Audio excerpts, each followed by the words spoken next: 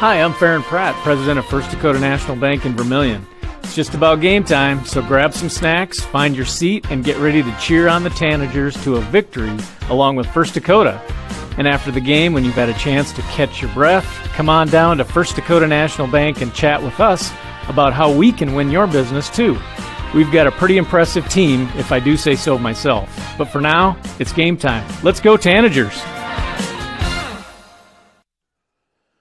Good afternoon, and it is Vermillion Tanager basketball, brought to you by First Dakota National Bank. I'm Michael Schumacher, and Chad Peterson will be joining me later, but we are about 90 minutes away from tip-off between the Vermillion Tanagers and the Dakota Valley Panthers for this region semifinal. It's kind of really the region final, because then it goes to SODAC 16, which is not really regions at all, so you hear it talked about either way.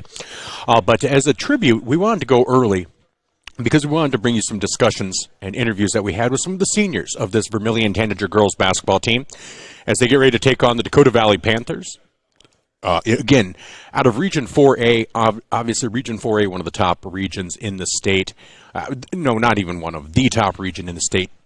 4 of the top 6 teams by seed points come out of Region 4A. 4 of the top 10, or 5 of the top 10. So, I mean, really, Region 4A, 3 teams out of this region were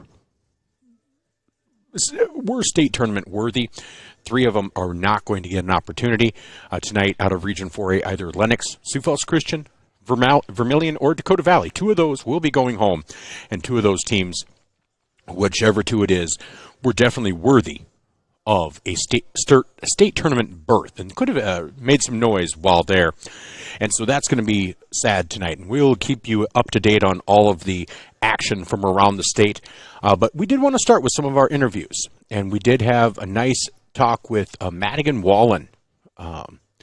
Just the other day, we've talked to Madigan a couple of times. And so here is that interview that we had with Madigan Wallen as we do a tribute to the seniors. Just as a, just to get you in the mood, because this senior crew has done so much for this team and for Vermillion, and so here you go.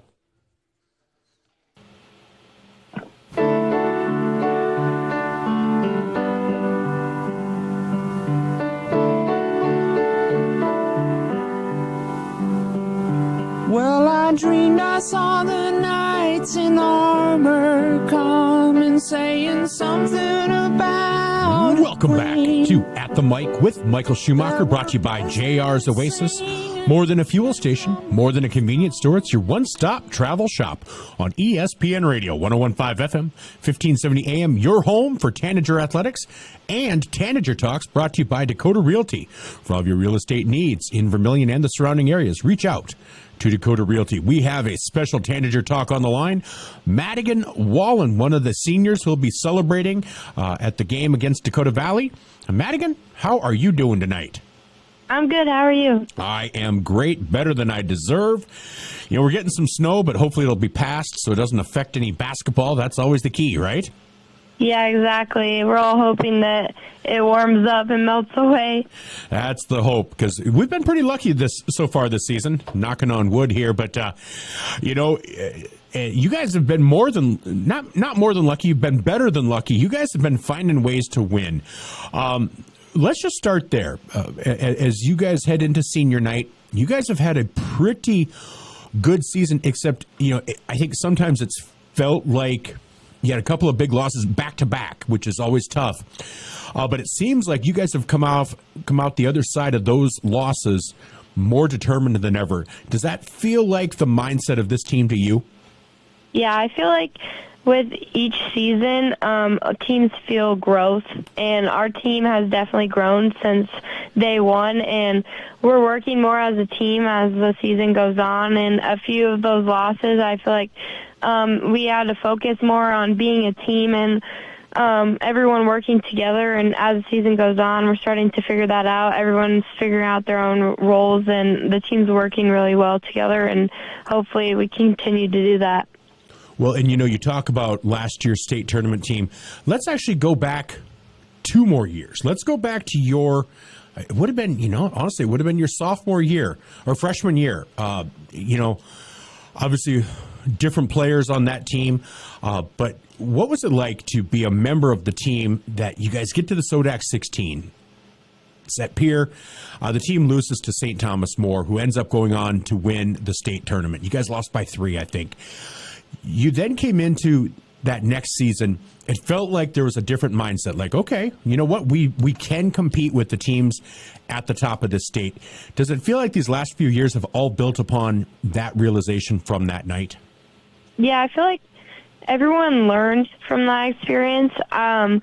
We obviously knew we had a strong team, and even 2 years ago, I was super close with everyone on the team, and we've always been close. Vermillion's a very tight-knit group of people, and after that loss, I feel like it really drove a lot of people. Even me, like, watching the game, realizing, like, you know, we want to win, and that's our whole goal, and those losses hurt way more than winning, obviously. So the drive and determination from last season going into this season, obviously we've had some success last year, and I feel like that's really just playing to win and not playing to not lose. We're playing to win this season, and we obviously know we have the talent and the skill and the community to win and get to that state championship, so that's what we're trying to do this year as well. All right, and then coming off that state championship, you know, you guys graduated a lot of talent. Janaea, Chandler, Taylor, Brooklyn, you know, in that regular rotation. So it meant a lot of new faces, including yourself and Maya stepping into the starting rotation. Has it taken a little bit just to kind of figure out, like you mentioned, where you fit, what your role is? Because, you know, Brooke and Casey have been there for a number of years. Taylor, you know, hard to believe, you know, it's year number 3 of her being a prominent player. Did it take a little bit just to kind of figure out, okay, what's my role on this team? How do I fit in? Yeah, definitely, I would say. I mean, varsity basketball is way different than, you know, junior varsity. I mean, every time you get to a different level of playing, it's obviously different. And, like, these kids that we're playing this year, these are kids that want to play college basketball and are going to move to the next level. And I feel like watching those seniors that we missed so much play last year, and you know, Chandler, Janaea, Brooklyn, all of the ways they found their own roles and worked so well as a team, and each person knew what their success and independent role was. I feel like how benefited the team a lot. So this year, you know, stepping into a starting position and working with players who have been, you know, playing for how many years, they obviously know what their role is right away. And I feel like this year it took me a few games to figure out what my role is, but as the season goes on, I know that I'm going to put 100% effort in and figuring out my role and just working to help the team. Well, and it does feel like that's what you kind of feel like a Swiss Army knife out there. Sometimes you seem to be posting up, or you're getting hit on a cut, and you know you're getting a lay-in. Other times it seems like we're calling your name because you just have really active hands out there, and you're knocking passes. You might not be getting the steal, but you're knocking it out of bounds, forcing them to inbound it. And sometimes you're just getting rebounds that I just didn't think you'd get. So it really feels like you're one of those blue collar type players that I think could almost be considered one of the glue players for a team. And do you take pride in that? I feel like as the season goes on, when people come and talk to me about, you know, how I play, it's a lot of them say that I'm hardworking, and I just never give up. I feel like it's something for me. My mindset this whole entire year has just been to play as hard as I can and put all of my energy and effort into every single game. And yeah, like I wouldn't say I'm the best shooter out there, but I know that no matter what, you can always outplay people with your effort and energy. And, you know, those rebounds help my teammates get better looks, and, you know, tipping the ball to them gets us the ball in a possession to go and score. And playing defense and shutting down some of the other players, like some of the other team's best players, that holds their whole entire team to less points, which creates opportunities for my team. So I feel like all of those roles that aren't necessarily highlighted and, what everyone looks at in the stat book, but those little rebounds or tips or, anything I can do to give our team a better outcome. That's what I really focus on, is those little things that amount to big things in those games. All right. Well, excellent. Well, we're going to talk about this point of the season and left coming up, but let's just talk about senior night. It feels like the season just started, and all of a sudden we're here at senior night. Shouldn't be your last home game, but it's your last regular season home game. It's a girls-boys doubleheader. What are some of the emotions that you are feeling preparing for this game? I feel like it's crazy. All day today, all we talked about was senior night being tomorrow, and I feel like whenever you're in middle school or in high school, you look up to those seniors that are playing varsity sports, and someday that'll be me as a senior. Someday I'll be that senior. You look forward to it, and then all of a sudden you are that senior, and time flies by so fast, and it's crazy to think that this will be my last year playing Vermillion basketball, but I enjoyed all the time that I had with everybody, and I want to miss all of my friends and just really miss the sport of basketball.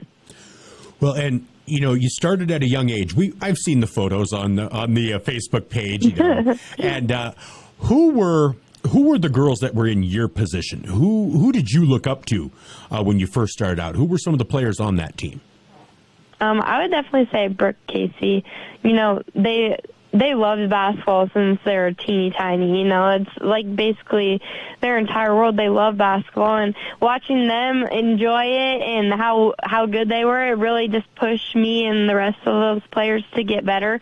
And I want to win so bad, not only for me and the coaches, but also the players and my friends who love basketball. And so you watching them and their talent and their skill makes me want to push myself to be better. All right, excellent. Well, you talk about the coaches, but Coach Brooks, he's talked about how this graduating class was one of the first ones when he joined the coaching staff. What has Coach Brooks meant to you as both a player and as a person?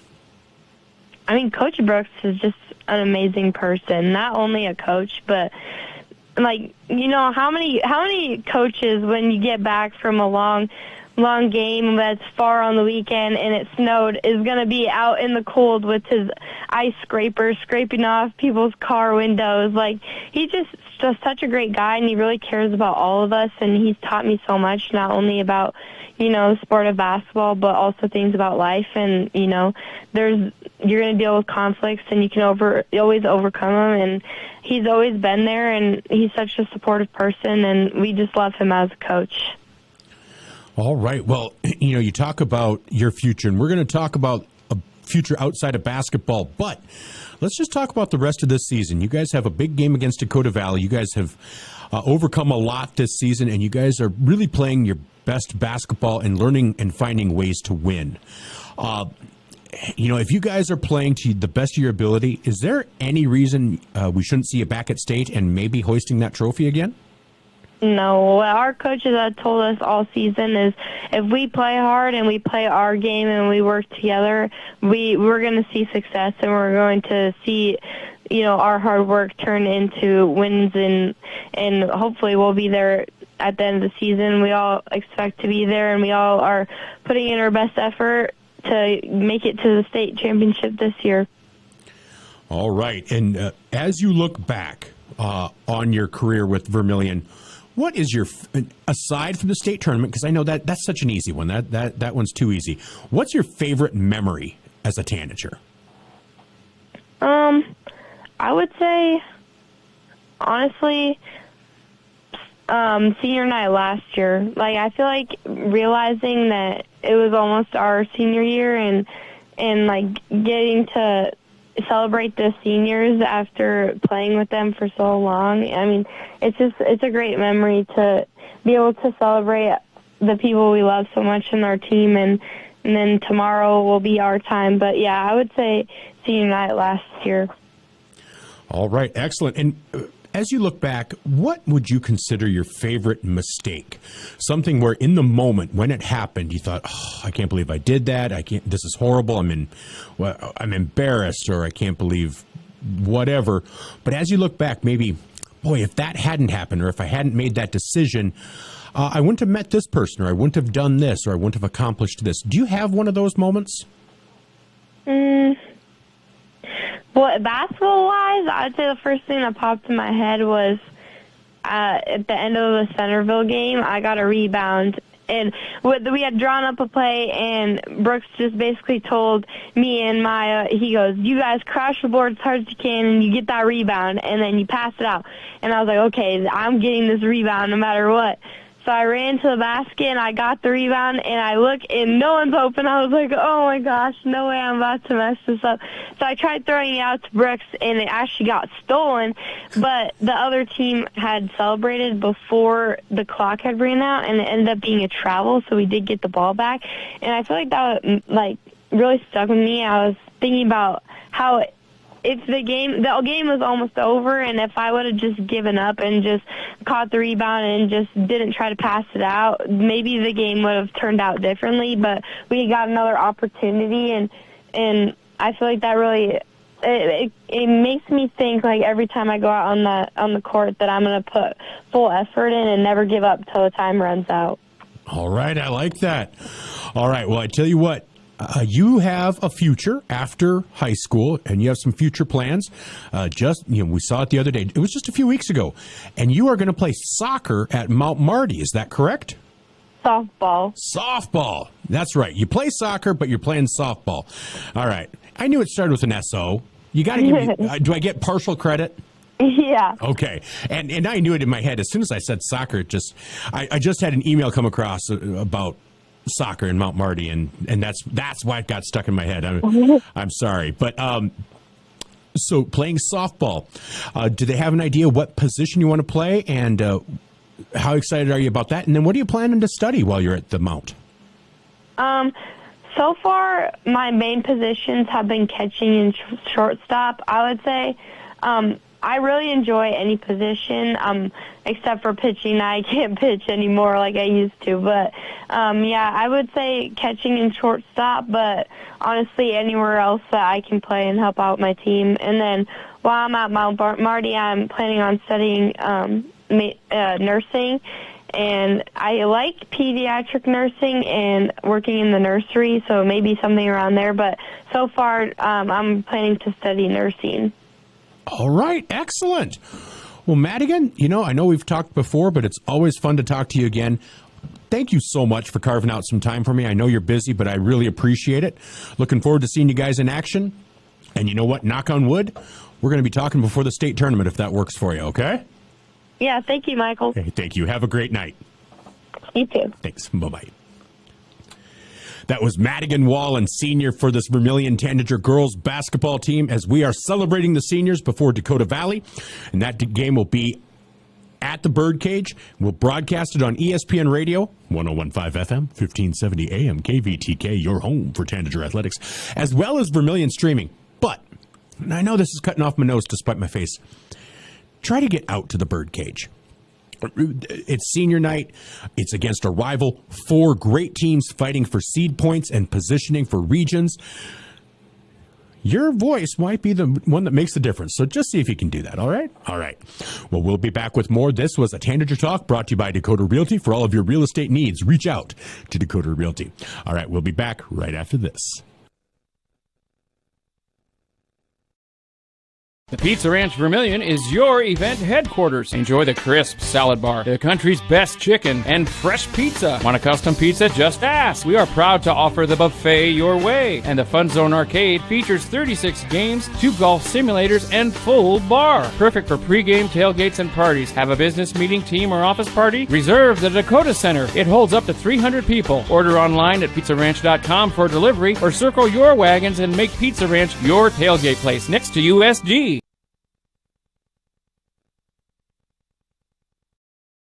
The Dairy Queen Grill and Chill in Vermillion is proud to support local athletics like USD and the Tanagers. The DQ Fall flavors are in, and DQ has great food at great prices. Get a $7 meal deal. Choose from a cheeseburger or 3-piece chicken basket with fries, a drink, and a sundae for only $7. Got an office team party or birthday party? If you want to celebrate, don't bake, buy a DQ cake. And DQ supports the Sanford Children's Network. So after the game, take your team for a thrill to the Dairy Queen Grill and Chill, 905 East Cherry Street, Vermillion, South Dakota.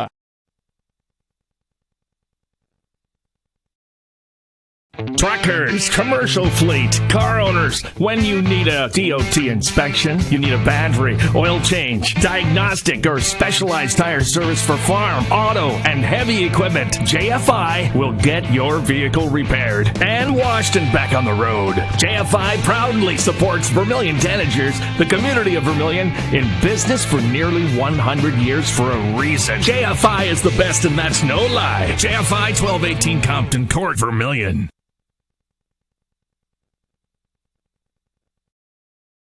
Are you ready to start a career with an exciting team? Thermobond is looking to add to our team of experts. We offer competitive wages, a positive work environment, and on-the-job training.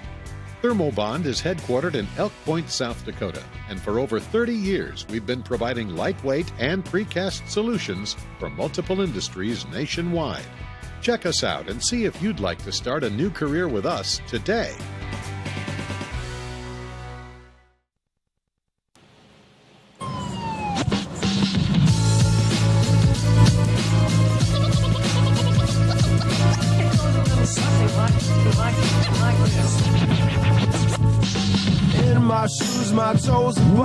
Welcome back to At the Mic with Michael Schumacher, brought to you by JR's Oasis. More than a fuel station, more than a convenience store. It's your one-stop travel shop on ESPN Radio.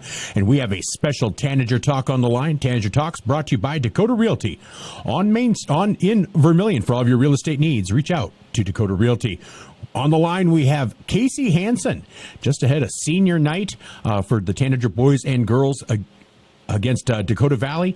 Casey's been a prominent member of the Tanager girls team through all the successful years lately. Casey, how are you doing today? I'm really good. How are you? I am great, better than I deserve, and I get to talk to you, so I'm counting my blessings. So thank you so much for taking the time to talk to me. Really appreciate it. And, you know, before we get too far into it, just how does it feel to be heading into your very own senior night? You've seen a lot of them as on the varsity and stuff, but how does it feel to have your own coming up? I honestly can't really believe it. Like you said, I've seen so many senior nights and like played with so many different people. So thinking that it's finally my turn and like senior night's finally about us is kind of weird and a little sad, I'll be honest. I think we're all kind of trying not to think about it too much, but definitely grateful for having been in the program this long and finally having our senior night. Well, and, you know, the last few years of Tanager girls basketball has seen a lot of success. And so let's kind of rewind it a couple of years, and then we're going to bring it up to this. But it would have been, that would have been your freshman year. Sodak 16. I think you guys are in Pier, taking on St. Thomas More. And you were a big part of that game team as well.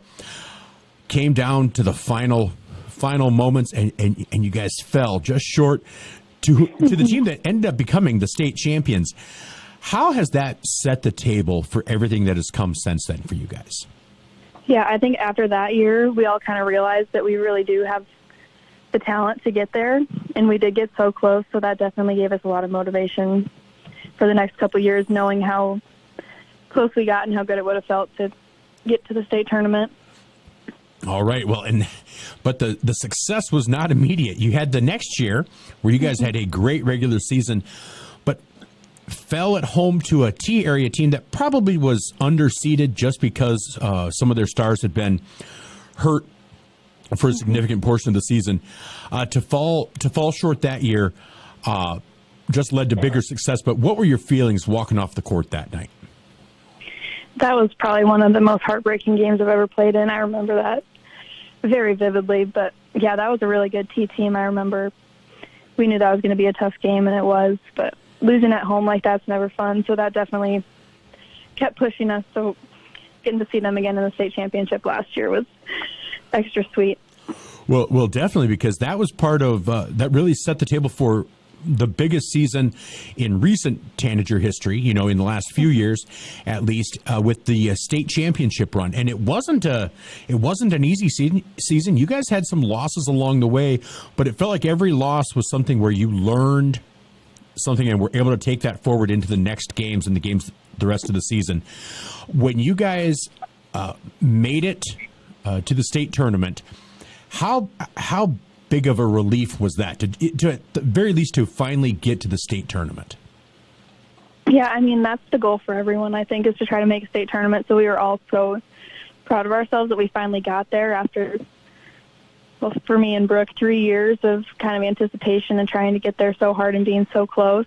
So we were so just grateful that we finally got over that hump and just got to focus on having fun and obviously winning games in the state tournament. All right, and then but at the state tournament, you guys didn't make it easy on the fans and broadcasters. I think in every game, at the very least, you were behind in the second half. I think it was in every game you were behind in the fourth quarter at some point. What was it when the final buzzer sounded and you guys beat T? Like we mentioned, it felt like that was apropos. It kind of felt like the old movie Highlander. There could be only one. You guys and T for all the marbles. When that final buzzer sounded and you guys won, what was that feeling like? So we took you from the depths of walking off the court a year before against T, having lost. What was that feeling like? It was amazing. I mean, we had worked, a lot of us, our whole lives and our whole careers to try to get to that moment and to reach like the highest success that you can for high school basketball. I mean, it was just awesome. And knowing how hard we had worked throughout that whole regular season, I think that's why we were able to be so successful, is because we had so many close games. And then, like you said, learning from those losses helped us to stay together. And we all did love each other so much. So it was so awesome to be able to win that for ourselves, but also each other and our coaches. Well, and another tremendous part of that team is so many of you had been together for so many years, but then you had to say goodbye to Chandler, Janaea, Taylor, Brooklyn. How did this offseason feel different than those, knowing that you weren't going to be playing with them anymore? Yeah, it was really tough, but I think we were all excited because we knew that we were going to have a lot of really solid pieces coming back, and we did have the players and the talent to be able to have another successful season like we have so far. So I think we were all excited, and we knew that it was going to be different, and that's why we were working so hard, is because we knew we had to kind of adapt and learn what our new style is how we can be successful now with those new players. And I think that pushed us to work really hard and be in the gym as much as we could together. All right. Now, we've talked a lot about the team, but let's talk a little bit about your journey. It has not been smooth sailing for you. And I think that could be an understatement, but just talk about your path to this point, because you've had to battle through a lot of adversity and come back, and not just once, but a few times. Just kind of talk about that and how how those have made you into the player and the person that you are now. Yeah, I mean, it definitely wasn't ideal, but I was very lucky to have grown up in this program and see their success and how you can win and work hard and what it takes. So I was lucky to be in the gym every year. My dad's been coaching for, I think it's been over 10 years now. So all those seasons I was in the gym at practice watching what they were doing, how that goes. So I think that helps me to be ready and be able to have the success I have. And then obviously summer before your junior year is not when you want to have a big injury like that, but I think that definitely changes your perspective, and I think anybody that's had an injury like that understands just how grateful that makes you for being able to do just everyday things like go to practice and have those open gyms the next summer. So I think it's definitely given me a different perspective and helped me be so grateful for every game that I've gotten to play in so far. Well, and that's what I was wondering, after having so much of your junior year taken away, how much more appreciative are you of just the game of basketball and the chance that you will have to play at the next level as well? Mm-hmm. Yeah, I think it definitely makes things like practices and running sprints and stuff like that easier, because just in my head I'm thinking like how grateful I am and how bad I would have wanted to do that while I was hurt. So I think it makes stuff like that a lot easier. All right. And then, you and I talked earlier, but you are going to be a Dort defender. Do you find yourself following how they're doing this season? Yeah, they've had a really good season. I think they're 24-1 or something like that so far, and they've had some really good competitive games, especially in the GPAC. They have a really good conference. So they've been fun to watch. It really is a good conference. And so how excited are you to get that chance to play at the next level? That while we're at senior night and, you only have so many Tanager games left, that your basketball career still has some years to it.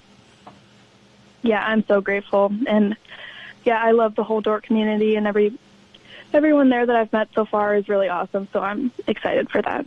All right. Well, excellent. Well, I tell you what, let's look back and have you just say if you were talking to a junior Tanager or a young Tanager, somebody that's 5, 6, 7 years old, basically who you were, 10, 12 years ago, what would you say to her? Just keep working hard. And, at that age, I really loved basketball. So find whatever you love and just keep working hard at that, and it'll work out. All right. And, Coach Brooks talks a lot about how basically you guys have grown up with him as a coach. You guys, about the same time, you guys were all getting into it. What has Coach Brooks meant to you and your development, both as a player and as a person? Yeah, he's awesome. I definitely think I wouldn't be half the player I am without him. So it's definitely sad to see him be, have only so many more games left with him. But, yeah, I'm just really grateful. All right. And again, as you look back, I'm just going to say state tournament aside, because I think that would be everybody's go-to. What has been your favorite memory as a Tanager? I think definitely just home games in general. Our home crowd is so fun, and our band, just that whole environment has always been one of my favorite things that I look forward to every season. All right. Well, excellent. And so we know you're going to Dort. You're going to be playing basketball. Do you know what you want to be studying? I think as of right now, I'm thinking elementary education. I'm doing an internship at the elementary school right now with their school counselor, and I've really liked that. All right. So I'm thinking, elementary education and then a master's in school counseling, probably. Wow. All right. That's awesome. Well, one final question, because nobody's path is ever clear. Nobody knows where life has taken them. But as you look back, what is a moment in your life that you might count as your best or favorite mistake, where in the moment it felt awful, you're embarrassed, or it's like, oh, I'm never going to be able to do this again, or I can't show my face, or whatever. But as you look back, you're like, oh, you know what? If that hadn't happened, I wouldn't have done this, or I wouldn't have met this person, or I wouldn't have been able to do this. Do you have a moment like that? The first thing that came to mind was just when I tore my ACL, probably, because that has changed me so much as a person and has made everything so different in my life so far, and I really am grateful for it, and I think everything does happen for a reason, and that definitely did.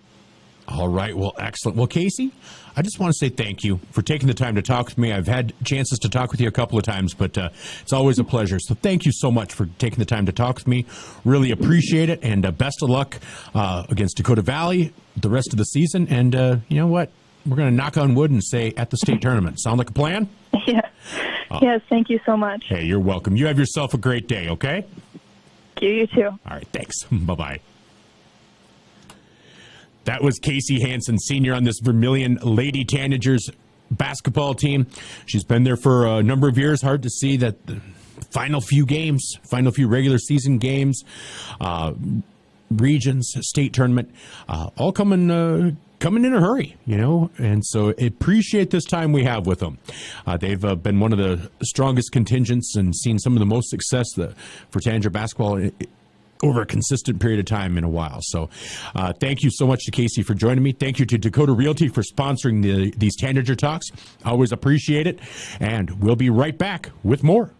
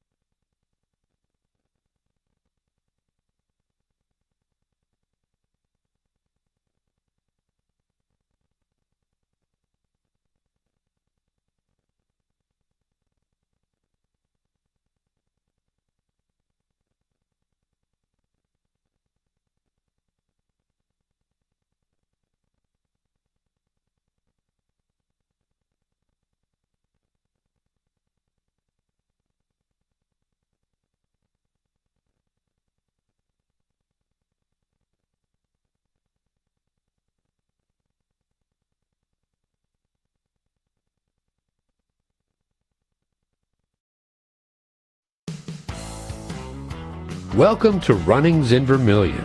Shop their great lineup of clothes for women, names like Ariat and Carhartt for men, boots and shoes and kids' clothing. Runnings has a large supply of animal food and accessories. Love the outdoors? See the selection of ammo, firearms, and fishing equipment.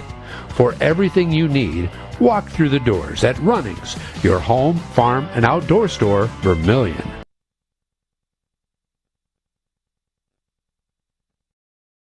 I'm Blaine Olson, owner of Blaine's Body Shop in Vermillion. I grew up here, graduated here, and now have a business here. I'm proud to serve the community that has helped me live this dream. I have top-notch equipment, the latest in training, along with a work ethic and the desire to serve you. Should you need repairs in the future, please remember Blaine's Body Shop across from Polaris on the Highway 50 bypass in Vermillion. Blaine's Body Shop. Automotive collision repair. Now online at blainesbodyshop.com.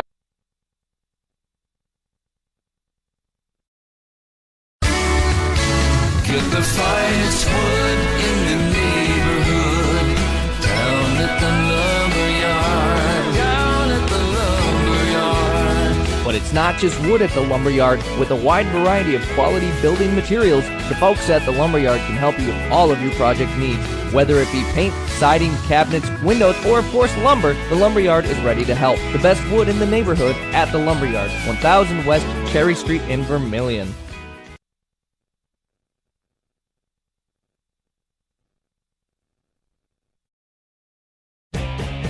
Midwest Ready Mix and Clark's Rentals are your locally owned and operated ready mix and rental companies available in both Yankton and Vermillion. The Oshkosh front discharge mixers allow for easy placement of concrete and they're nearly unstoppable. More of a do-it-yourself fan? You can also get all your hand tools, mini excavators, skid steers, aerial lift equipment, and more for any job you need to get done. Choose Midwest Ready Mix and Clark's Rentals as your concrete and rental equipment headquarters of Yankton and Vermillion.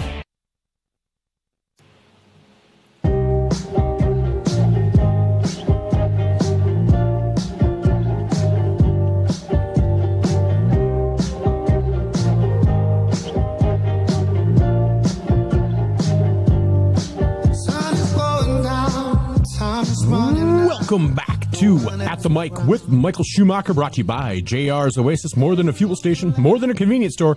It is your one-stop travel shop. And we have a special Tanager Talk brought to you by Dakota Realty for all of your real estate needs. Contact Dakota Realty. We have Brook Jensen on the line, one of the many seniors who will be celebrating senior night for the Tanagers. And Brook, we've talked to you before, but how you doing today? I'm good, Michael. How are you? Oh, doing great. Better than I deserve. The weather's beautiful, and so yeah, we can live with this. So, well, I tell you what, we kind of touched on it the other night when you came up for a postgame interview. But how does it feel to be getting ready to celebrate senior night? It's a crazy feeling. I've been a part of this program for far longer than I've even been playing high school basketball. I remember watching the girls when I was younger, and it's just crazy to think that I'm here now, because I used to think that they were so old and that was so far away, and now that this is me, it's just kind of crazy. Now, when you were growing up, you watched Tanager basketball. Who are some of the girls that you looked up to as you started when you were maybe in second, third, fourth, fifth grade? I remember Hallie Melstead and Casey Hansen a lot, and their years when they went to state. That was really cool for me. And Lexi Plitzowite, too, who I was lucky enough to play with my 8th grade year, so that was really cool. All right. And now, as you've been going through, Tanager basketball has seen a lot of success. Obviously, nothing short of amazing success with last year's state championship, but some really great teams. And you've been a prominent part of that. Over these years, have you felt that responsibility to be kind of that role model to the future Brooks of the world? Yeah, that's definitely something I really enjoy. I really enjoy doing the little Tanager camps, because I remember going to those and thinking the older girls were so cool. And it's just so important to grow the love of the game when you're young. So Brooks will have some future players to work with when they get up there, and I'm just doing this all for Brooks, Oh, yeah, I understand that. And, since you mentioned him, what has Coach Brooks meant to you and your development? Because obviously you come from a family that knows basketball, plays basketball, so that's ingrained. But what has Coach Brooks meant to you as you've gone through your high school career? Oh, my gosh, this might make me cry. Coach Brooks has meant so much to me. He's taught me a lot. He's definitely a different voice in my ear than, like, my mom and my family are. And he's been so supportive in everything I've done in the recruiting process and all of that. And I just can't even talk enough good about everything that he's done for me because I genuinely would not be the player I am without him. All right. Well, excellent. Well, let's kind of rewind about 3 or 4 years. Let's rewind to what would have been your freshman year. You guys get to the Sodak 16. I think you're playing in Pierre. I think it was in Pierre where you guys played St. Thomas More. Yes, you're in Pierre. That's what I thought. I was running camera on the broadcast that day, and you guys took on St. Thomas More. How did it feel to be that close to head into the state tournament and eventually lose, I think, by 3 to the eventual state champion? How did that help set the table for the years that would come? Honestly, that was like a really crazy experience because none of us really thought we were going to get there or that was even a possibility for us. But to see that it was so close, it put a lot of like confidence in ourselves for the next years to come, that it wasn't such a hard thing to do. Obviously, a lot of hard work was put into that season, but, we used to think that the state tournament was such a far-off goal that was almost unaccomplishable. And then for us to be able to get so close to making a state tournament and almost beating the team that won it, I think that put a lot of confidence in us, and it made us work really hard so that we could get there in the future. Well, and that led to the next year where you guys...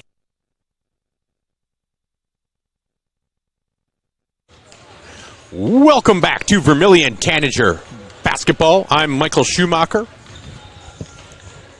And alongside Chad Peterson, as we are bringing you Tanager Basketball, brought to you by First Dakota National Bank. And this is the Carlson's Body Shop pregame show. We're going to talk a little bit just about this matchup. It's a big matchup around the state tonight. We've got interviews with Coach Tammy Lily and John Brooks of the Vermillion Tanagers and Dakota Valley Panthers. This is a matchup from just a couple of weeks ago, Chad, and you were there for the Dakota Valley game. It was a close one. Vermillion had a nice lead, but Dakota Valley came in that second half and pressed as hard as they could. They have a good inside-outside game. And so what do you expect us to see tonight? Well, I think we're probably going to see a little bit more of the same from, Vermillion's big three. You got, Taylor Ruvers and Brooke and Casey. They were the top scorers last time a couple weeks ago. And then for Dakota Valley, you're probably going to see their big three, too. You got Cameron Summervold, Ella Otten, Aubrey Warden. Those are the three that we're probably going to see on both sides, probably trying to show their dominance.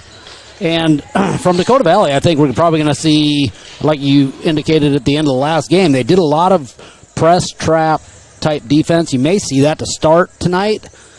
Just to maybe throw Vermillion off. But I think Dakota Valley probably is going to have an answer for Taylor Ruvers, I think. Taylor Ruvers is playing some really good basketball right now. And so, yeah, that's going to be the key. Especially after that last game. 32 points, 15 rebounds. Steals, assists, but it's amazing how that overshadowed what Casey and Brooke did. But Casey contributing 13, Brooke chipping in 16, but also the job that Maya and Madigan and Amara Thomas, again, she's a huge presence. If she is able to compete and get you 6 points and 4 rebounds like she did in her 14 minutes of play, and be that inside presence, that can really take some heat off of Brooke and Maya down low as well. Well, it certainly does, and just her size, she's able to, create space underneath, get offensive and defensive rebounds. But with Taylor, like you said, Brooke and Casey came on kind of the third quarter for Casey, the fourth quarter for Brooke. But all that was created by the opportunity that Taylor had, 30 points, but they were doubling her, so she just comes and dishes it off, and one of the other girls is right there ready to, contribute as well. And, like you mentioned, this Dakota Valley team, Worden and Otten, they're a nice 1-2 punch up at the guard level, and they are quick, and that was effective last time for them to utilize that guard play. And so it's going to be an interesting battle, inside, outside, see what's hitting tonight. You know, if the Tanagers are able to hit from three, could really change the outlook of this entire game. And so we're looking forward to that. Also looking forward to just games around the state. This state matchups tonight, I mentioned it, you know, with EPJ losing on Tuesday, that's one of the top 6 teams via seed points in the state. And then you look at Lennox playing Sioux Falls Christian tonight. Lennox was, I'm thinking, top 13. I'm just going to look it up here. Yeah, Lennox was 13th. So by the end of tonight, 3 of the top 13 teams won't even have a chance to compete at the SODAC 16. And I just really think South Dakota needs to examine a wild card system of some sort, just because I don't think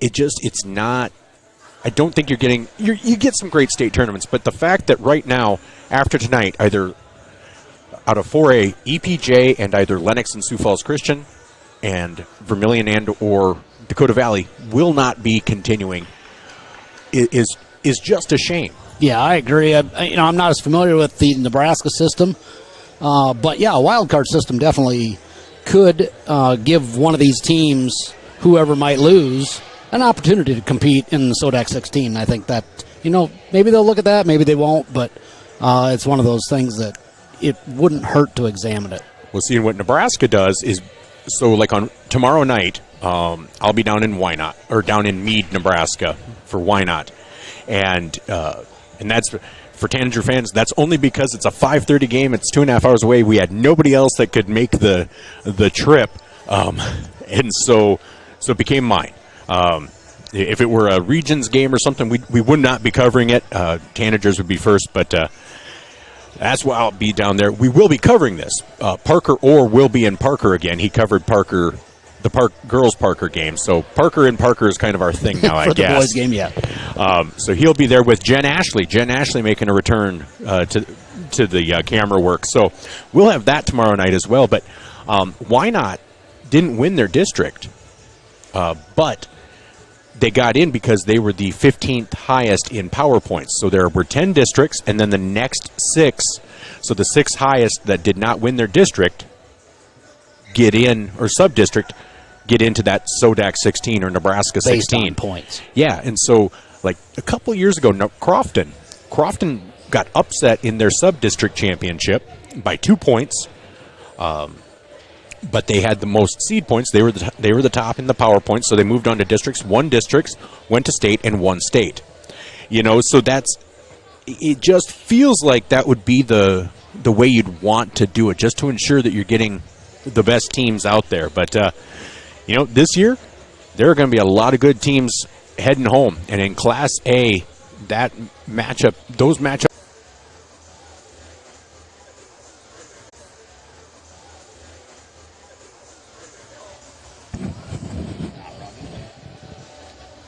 And we're back. Hopefully that was weird. Didn't have any notification that anything was slow or anything like that, but not quite sure what happened there.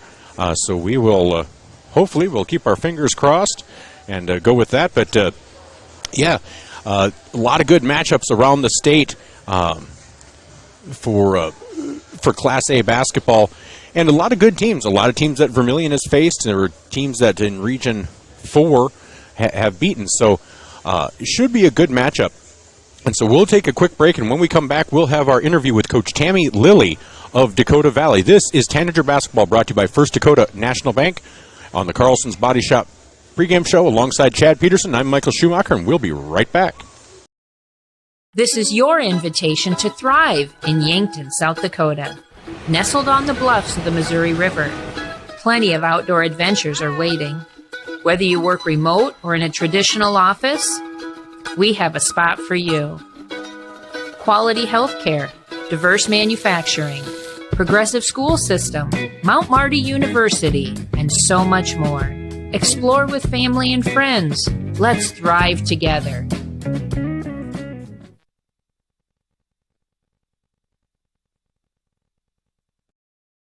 Starting the first bank in South Dakota was the easy part, earning the confidence of local farmers.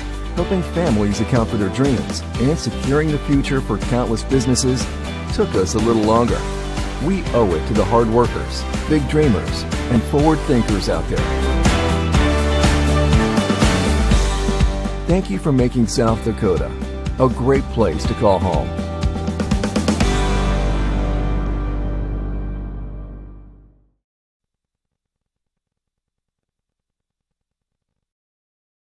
If you want somebody to come into your home and fix everything right the first time, look professional, act professional, treat you with respect, you got to call Kaylin's. When they come in, I feel that they want to be there. I feel that they want to help me. You know, they put on the little booties over their shoes. They had canvas from the garage door all the way down to walk on. They left the furnace room in the basement probably cleaner than it was when they came in. They just do customer service very well. I would recommend Kaylin's to anyone. Fuller Digital Solutions started small, but now we're growing as FDS provides live streaming coverage for over 20 schools across 3 different states on our Fuller Digital Solutions YouTube channel. Subscribe to get notified when we go live for your school events. Big events are captured live, and your business can get noticed with advertising during our live streams. Local talent and camera operators are encouraged to contact us too. For future employment, no experience necessary, we will train. For information about advertising or working with Fuller Digital Solutions, email us and follow us on Facebook.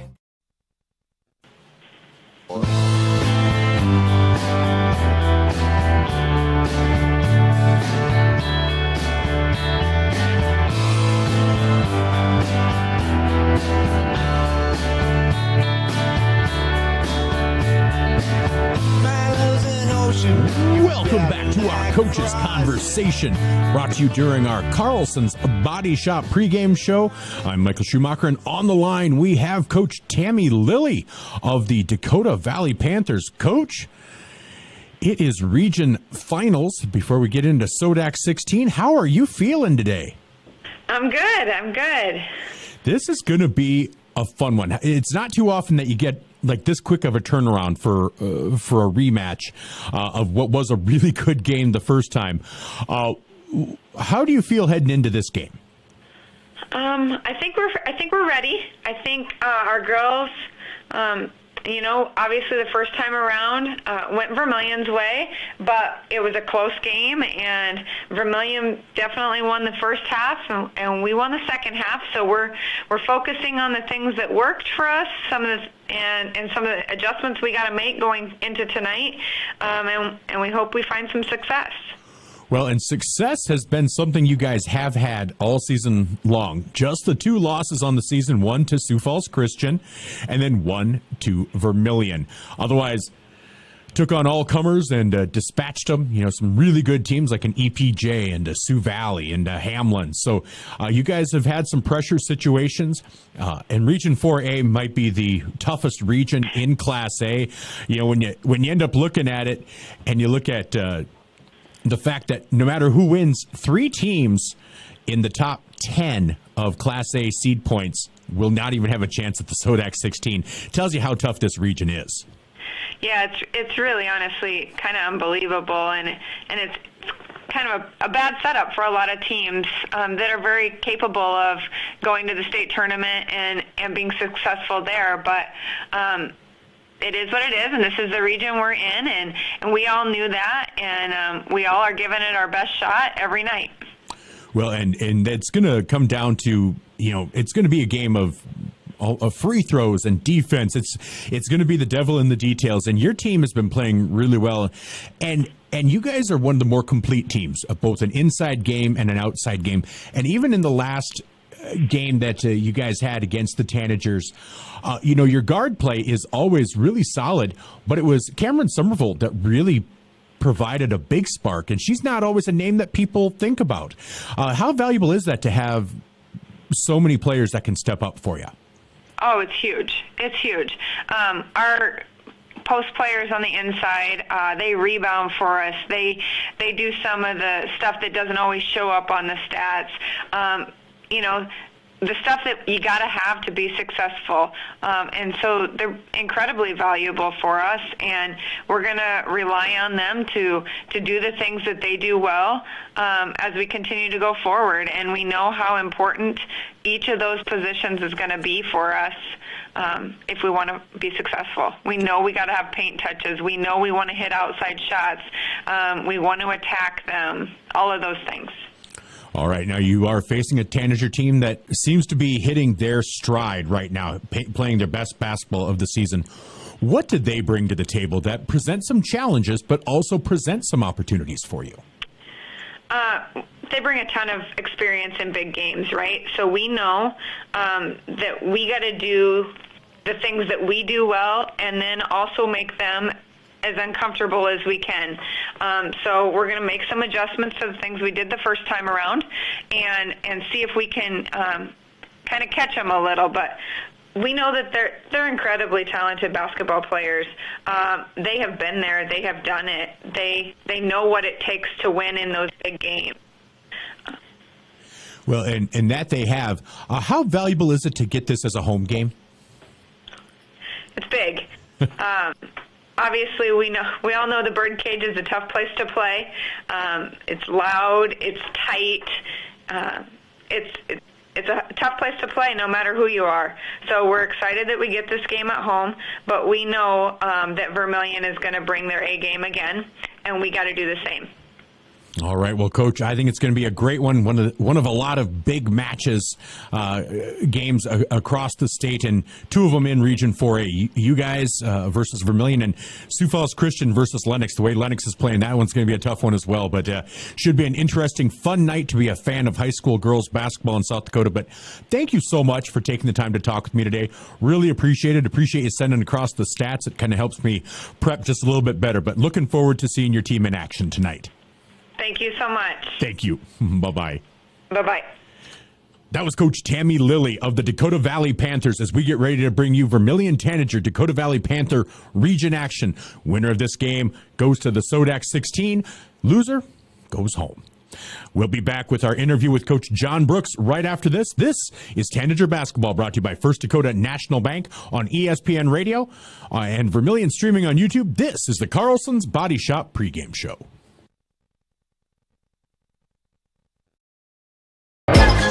Clay County Abstract and Title Company has a complex job that boils down to something very simple: helping you purchase your dream with confidence. When investing in a new home, a new site for your business, or piece of property, you want peace of mind that the property is truly yours. Clay County Abstract and Title Company has been doing just that since 1946. Clay County Abstract and Title Company, proud supporters of Vermillion activities and proud to be a part of your dreams come true. Candice Couture is your complete women's lingerie shop. Bras, underwear, PJs, loungewear, swimwear, sports bras, activewear, and much, much more. Small to 3 extra large and over 200 different sizes of bras. AA to O cup bands 28 to 56 in store. Candice Couture, 17 West Main Street.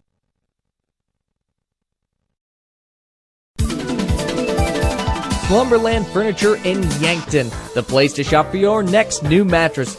Find brands like Stearns & Foster, Nectar, and the hottest selling mattress, Purple, measured for your comfort and a dream-laden night's sleep. There's the new Adapt by Tempur-Pedic as well. Slumberland Furniture has Flex Steel furniture too, comfy and classy. That's Slumberland Furniture, 2401 Broadway, Yankton.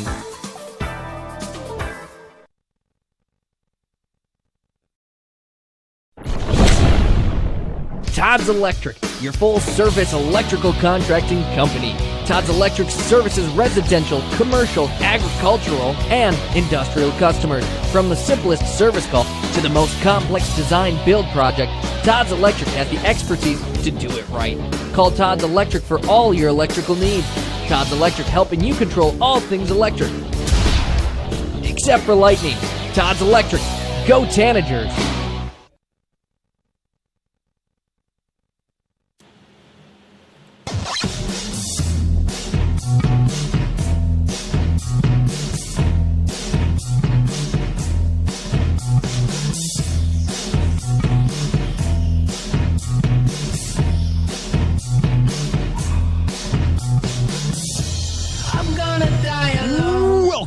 to our Coaches Conversation, brought to you by Carlson's Body Shop Pregame Show. And on the line, we have the head coach for the Vermillion Tanagers, John Brooks. Coach, all right, game one of the postseason title defense is down with a nice victory. How are you feeling today?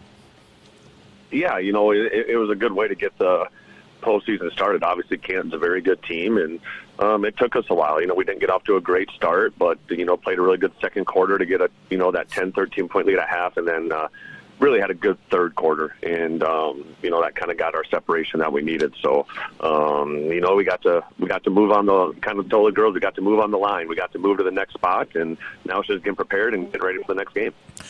Well, and a lot of people look at Region 4A, and they've said it before, it's a mini state tournament. You played a Canton team that honestly beat some teams that were second, third seeds in other regions, 14-6. Close out their season at 14-7. A big post player who can move, has a good motor in Jenna Vanderweerd.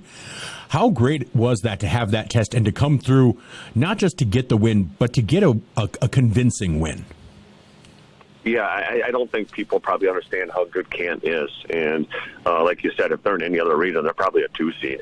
So for them to be a 6 seed in our region and have to start the region play with them, we knew it was going to be a huge challenge. And so it's kind of, we even said as coaches, after the game, we're like, man, we just beat that team by 35, and they're dang good. So we're doing some things well right now. Obviously, we finished the season strong and played well against them to beat them as convincing as we did. So we got kids playing with a lot of confidence right now. We're going to need it against Dakota Valley.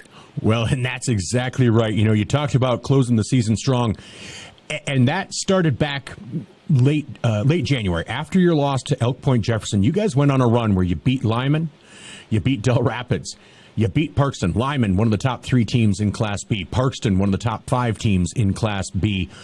Beersford ended up with a 500 record in Class A. You beat Sioux Falls Christian, who was number 1 at the time.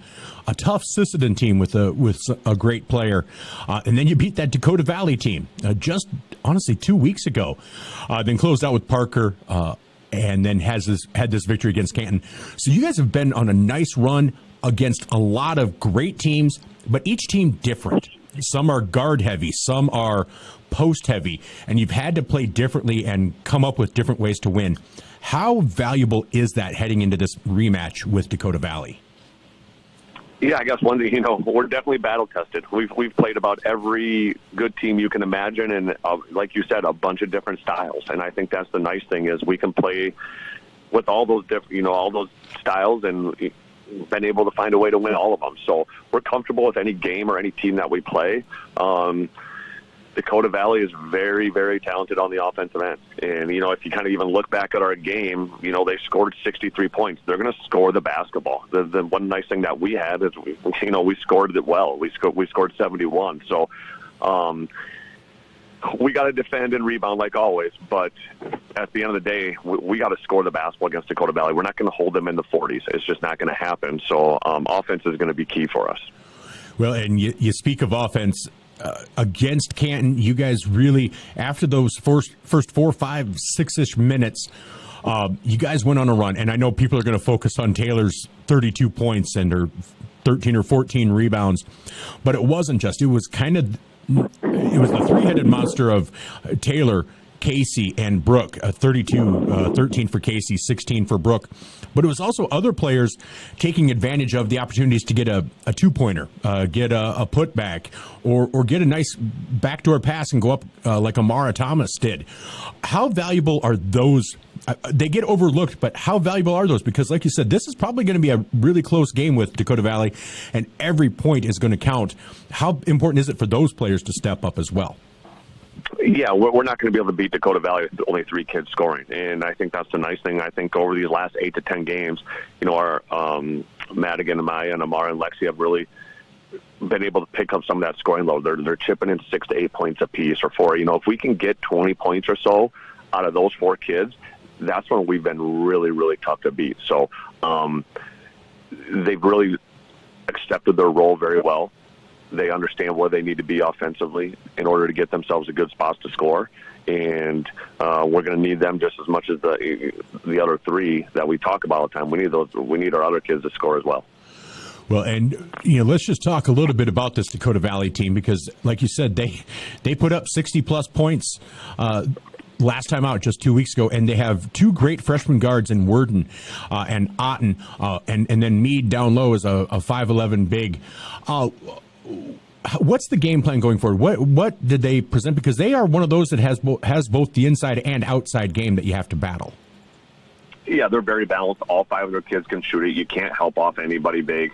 So it's kind of one of those scouting points we tell our girls. It is. It's just basic shell defense that we start from day one in practice of help side, containing the basketball, all of those things that we want to do, because you can't just help off one kid all the time because all of them can score it. So you got to be solid defensively. You can't get out of rotations. You can't be gambling. You just got to get in the right spot, do your job, and finish everything with the rebound. If they're getting offensive rebounds and getting second opportunities, it's not going to work against them. They're too talented offensively. You got to limit their possessions as much as possible. So you just got to dig in. We kind of talk about that. You got to dig in and compete. And there's nothing really special that we're going to do defensively. All right. Well, Coach, it's going to be another great matchup. Looking forward to it. You guys are playing some of the best basketball, I think. You guys are playing the best basketball you've played this entire season, peaking, it seems, at the right moment. And so should be great down at Dakota Valley. Thanks for taking the time to talk with me today. Really appreciate it, and looking forward to seeing you guys down there. All right, you bet. Thanks, Michael. Thank you. Bye-bye. You bet. Yep. That was Coach John Brooks of the Vermillion Lady Tanagers as Game 2 of their title defense run begins right after these messages from our Vermillion sportscasters. This is Vermillion Tanager Basketball, brought to you by First Dakota National Bank, and this is the Carlson's Body Shop pregame show on ESPN Radio, 101.5 FM, 1570 AM, and Vermillion streaming on YouTube.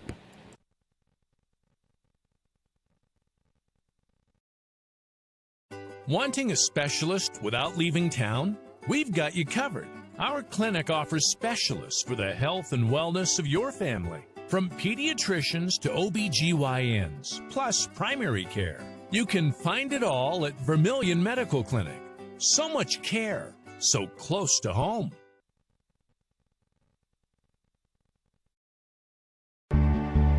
If you're looking for the perfect fit, Vermillion Vision Care Associates fits like the right pair of glasses. Vision Care Associates has its roots in family eye care, and the doctors are well known for being primary eye care providers. With the ability to treat and diagnose a variety of settings, Vermillion Vision Care Associates is the right fit for you. Plus, they can fit you into a new pair of glasses, sunglasses, or contacts that feel just right. With continuing education, see the best doctors at Vermillion Vision Care Associates. Whether you're in the market to purchase a new home for your family, you want to sell your existing home, or you're a student looking to rent an apartment, Dakota Realty and Property Management can fit your needs. Being locally owned and with over 150 years of combined experience, they are the experts at helping you find your new home. Go to Dakota Realty and Property Management because they like what they do. Dakota Realty is a proud supporter of Vermillion Athletics. Dakota Realty and Property Management, located at 125 East Cherry Street, Vermillion.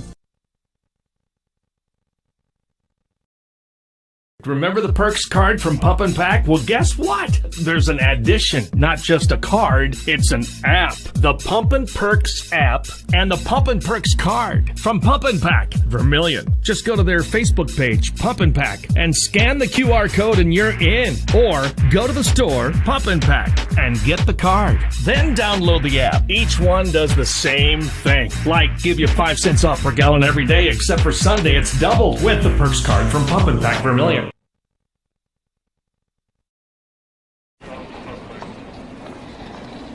Nice. Maytag appreciates a compliment, but this Maytag washer isn't just eye candy. Wow. Inside, it's got the capacity and power to handle even the mightiest loads. I love this. Yeah, she's a beaut. It's a he. How do you know? Don't worry about it. Find Maytag products and the industry's best appliances at your local dealer, Murph's Appliance, downtown Vermillion.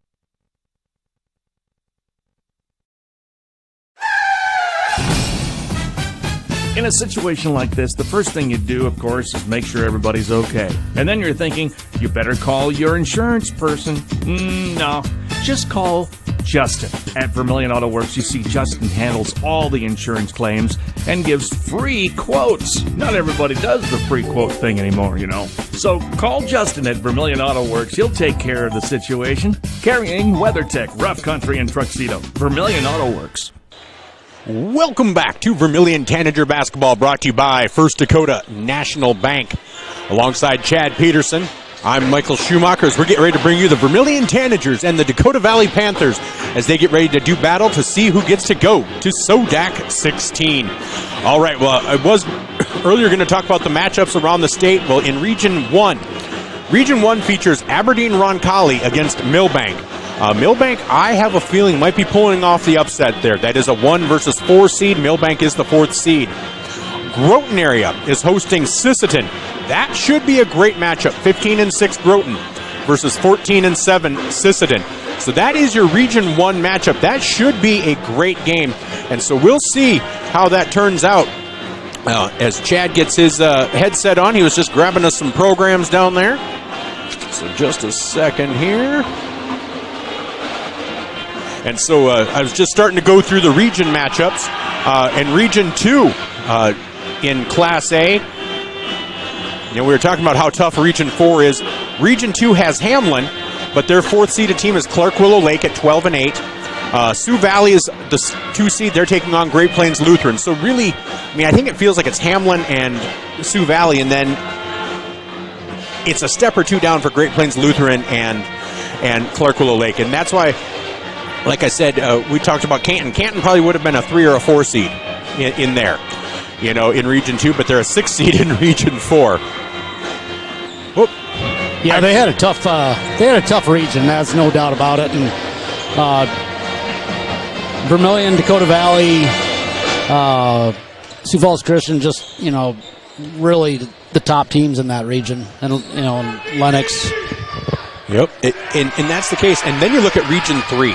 Region 3 has Flandreau at number 1 at 14-6. They're taking on the 4th seeded Del Rapids, 8-13. You know, nothing against Del Rapids, but every team in Region 4 that's still alive beat them, you know. Right. Yet they're the 4th seed. Tri-Valley. Tri-Valley is an okay team, but they're the 2nd seed in Region 3. And they're taking on West Central, who's the 3rd seed. You know, it feels like they're, you know, not to try to hammer a point home, but it just feels like the state needs to reevaluate, trying to make sure the best teams. I understand the region to start narrowing things down, but it feels like maybe that SODAC 16 maybe needs to become a SODA 32 or something. I don't know, where it gets reseeded. Those first games are regions, and that gets you down to 4. But then these 4 would have been reseeded statewide. Right. You know, because you have this week between today and Friday of next week where they will play the SODAC 16. So, you know, it's not like you're increasing a ton of travel and stuff like that.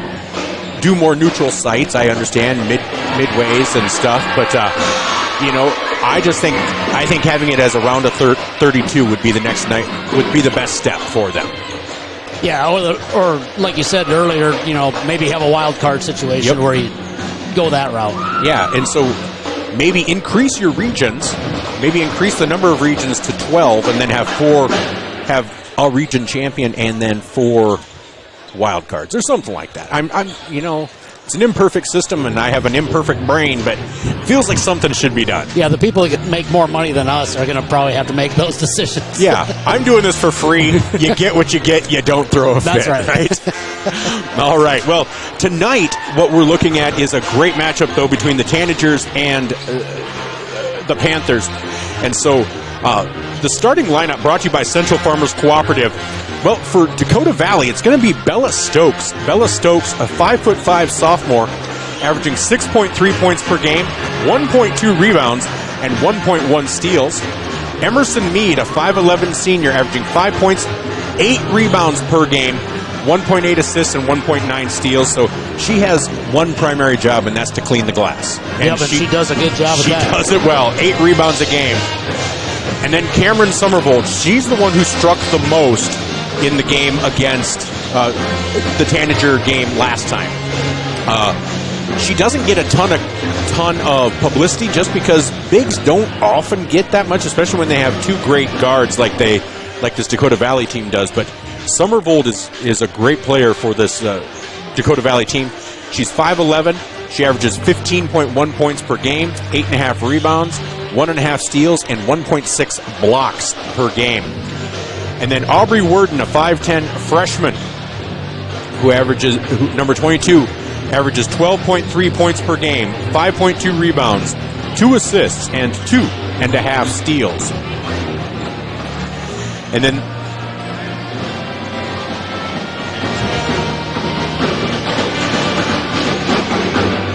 so that's Aubrey Worden.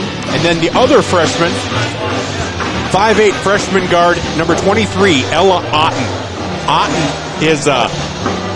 Otten is averaging 16.5 points per game, 3.4 rebounds, 3.7 assists, and 2.4 steals per game. So your starting lineup brought to you by Central Farmers Cooperative. Bella Stokes, 5'5 sophomore. Emerson Mead, 5'11 senior. Cameron Summervold, 5'11 senior. Aubrey Worden, a 5'10 freshman. And Ella Otten, a 5'8 freshman. So a lot of height, a lot of size for this team. And so it's going to be a challenge. And, of course, the usual starting five for Vermillion. They have that 7-player rotation, but obviously led by Taylor Roovers, the super freshman. You know, she's one of those that her name's been out there enough, you kind of forget. Still she's just a freshman. Yeah. And so Taylor Roovers, especially on a team with so many seniors, but she really is the leader. She's the one who brings the ball down. Now, one thing I did notice against Canton a little bit more is Casey Hansen brought the ball up a little bit more, and Taylor was able to freelance just a little bit. And so we'll see if they try to do a little bit more of that tonight, because that might have been the key that opened it up for Taylor, and they didn't do that as much earlier in the season. Well, for Vermillion to mix it up a little bit like that, I think that's a good idea, because Dakota Valley is looking at Taylor Roovers, and they're going to try and stop her, because not only can she score 30 points a game like she did 2 nights ago, but she creates so many opportunities. So to stop her helps stop the rest.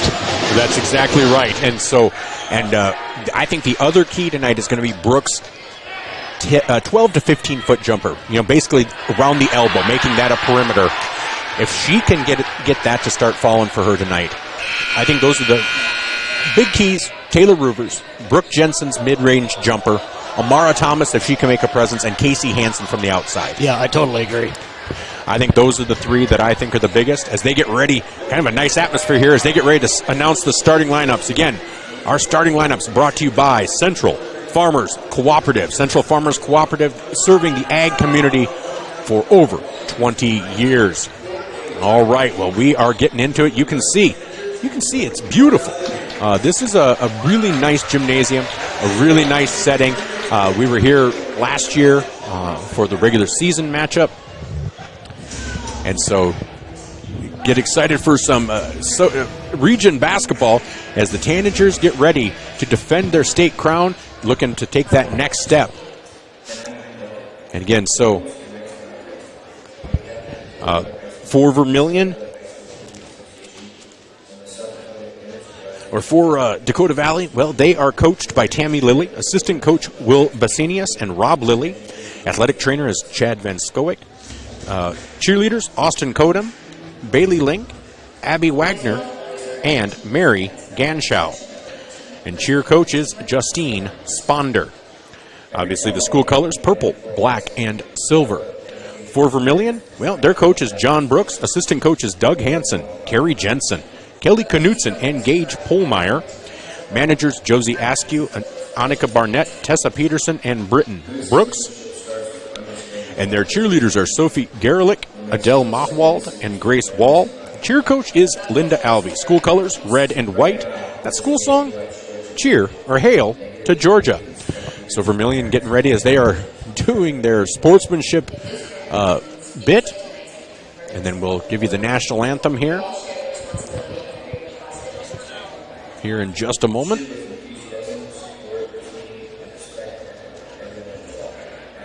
So again, Tanager basketball brought to you by First Dakota National Bank. We appreciate you joining us for the Carlson's Body Shop pregame show. Carlson's Body Shop, a longtime sponsor of Vermillion and Beersford and area athletics. We have a number of games going on tonight. Avon is in Parkston. That's on Yankton Streaming. Gayville Wallen is in Centerville. That's on Gayville Wallen Raiders YouTube. And then Why Not boys are down in Wausau. That is also on Yankton Streaming. So once we're done here, or you can click back and forth, or if you have a picture-in-picture on your TV, your smart TV, put them all on, or have them all up on your computer.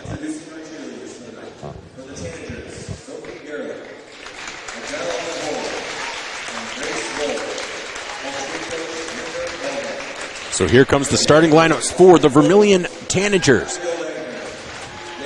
For Vermillion, number 1, Casey Hansen. Hansen, who will be going to Dort in the fall, but looks to maybe go out a champion as a Tanager. Casey Hansen is a 5'8" senior guard, averaging 11 points, 4.3 rebounds, 2.8 assists, and 1.8 steals. Number 5, Maya Halverson, a 6-foot senior guard, averaging 3.5 points, 2.4 rebounds, 1 assist, and 1 steal.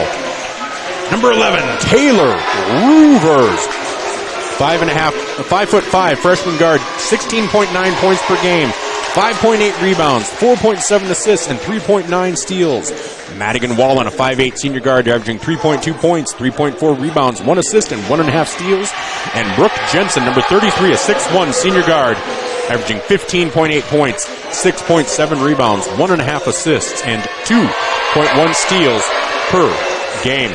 So Brook Jensen, Madigan Wallen, Taylor Roovers, Maya Halverson, and Casey Hansen. For the Tanagers, or for the Panthers, again, it's Bella Stokes, the 5'5" sophomore, averaging 6.3 points. Emerson Mead, the 5'11" senior. She has one job that she really focuses on. That's rebounding, but 5 points, 8 rebounds per game, 2 steals, 2 assists. Cameron Somervold, 5'11" senior, averages 15 points a game, 8.5 rebounds, 1.5 steals, and 1.6 blocks. 16.5 rebounds between Somervold and Mead per game.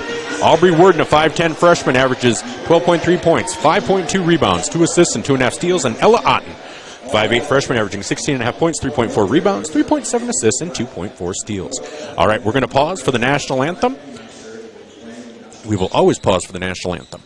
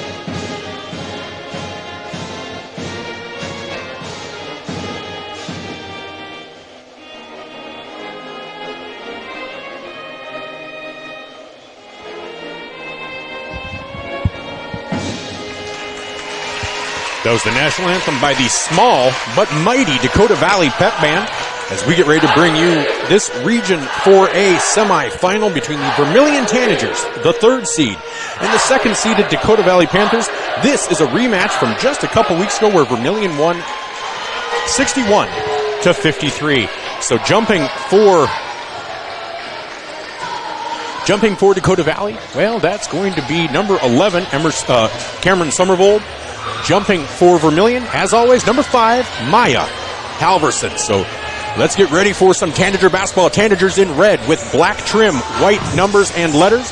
Dakota Valley in white with purple numbers and silver trim and purple letters. It's going to be a great matchup. Vermillion moving left to right. Dakota Valley moving right to left. And that goes into the hands of Bella Stokes. So here we go. Here's Stokes out there. Stokes gets it over to Emerson Mead. Mead gets it over to Aubrey Worden. Worden out to Ella Otten. Otten guarded by Roovers. Gets it down to Mead. Mead, ooh, gets caught underneath, but man, gets it in. And boy, no good, but rebound there by Aubrey Worden. And they get it down low to Somervold, up and in for Cameron Somervold. So that's a quick 2 points for Dakota Valley. They lead 2-0 with 7:22 to go here in the game. Yeah, second chance points. Vermillion's going to have to eliminate that opportunity and work the rebounds on the offensive and defensive side of the court. That's exactly right. And so here's Ruvers with the ball on the right-hand side, guarded by Otten. Ruvers up and in. Nice job by Taylor Ruvers, just making that go on her own. And that's going to be out of bounds. Turnover created by Vermillion. And that's going to go back to the Tanagers. They'll inbound. It's Maya Halverson along the baseline. Wow. 1 minute in, we've had a lot of action already. Yeah, just a bad pass there, and Vermillion's going to have to try and take advantage of every opportunity they have. That is exactly right. So here's Casey Hansen. Hansen guarded by Stokes. Out to Madigan. Madigan out to Ruvers.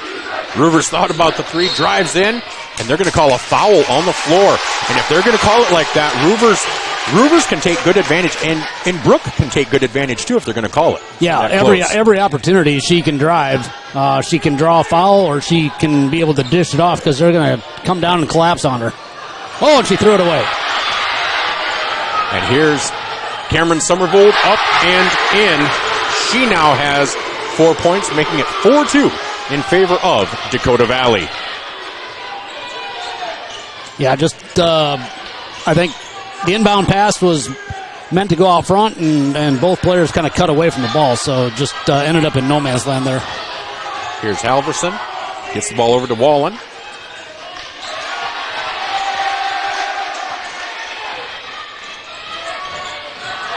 Ruvers thought about the step-back three. Brook will take the three. Oh, just short. Rebound there for Emerson Mead.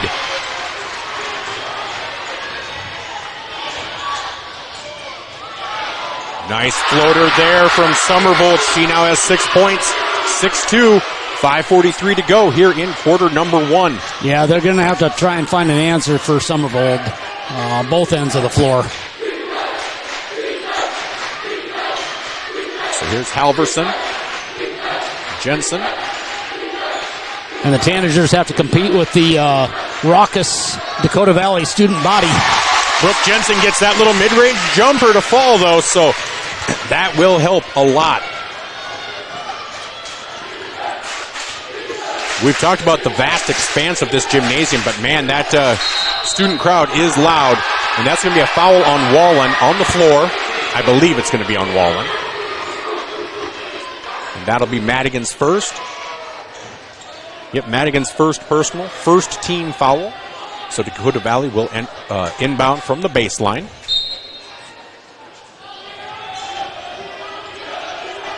Long three-point attempt, no good. Oh, missed everything there. And that was a three-point attempt from Aubrey Worden, and that goes out of bounds. So Vermillion will get it back with a chance to tie or take the lead with 5:02 to go here in quarter number one. This is Tanager basketball, brought to you by First Dakota National Bank. Again, Vermillion trails 6-4 on the Masaba scoreboard. You're listening on ESPN Radio and Vermillion Streaming. Here's Taylor Ruvers. Ruvers, man, thought she was going to take a three from way back there. She drives in, fakes it, and she's going to get a foul, draw a foul on Emerson Mead. That'll be Mead's first personal. And again, I don't know if we can overstate it, creating opportunities.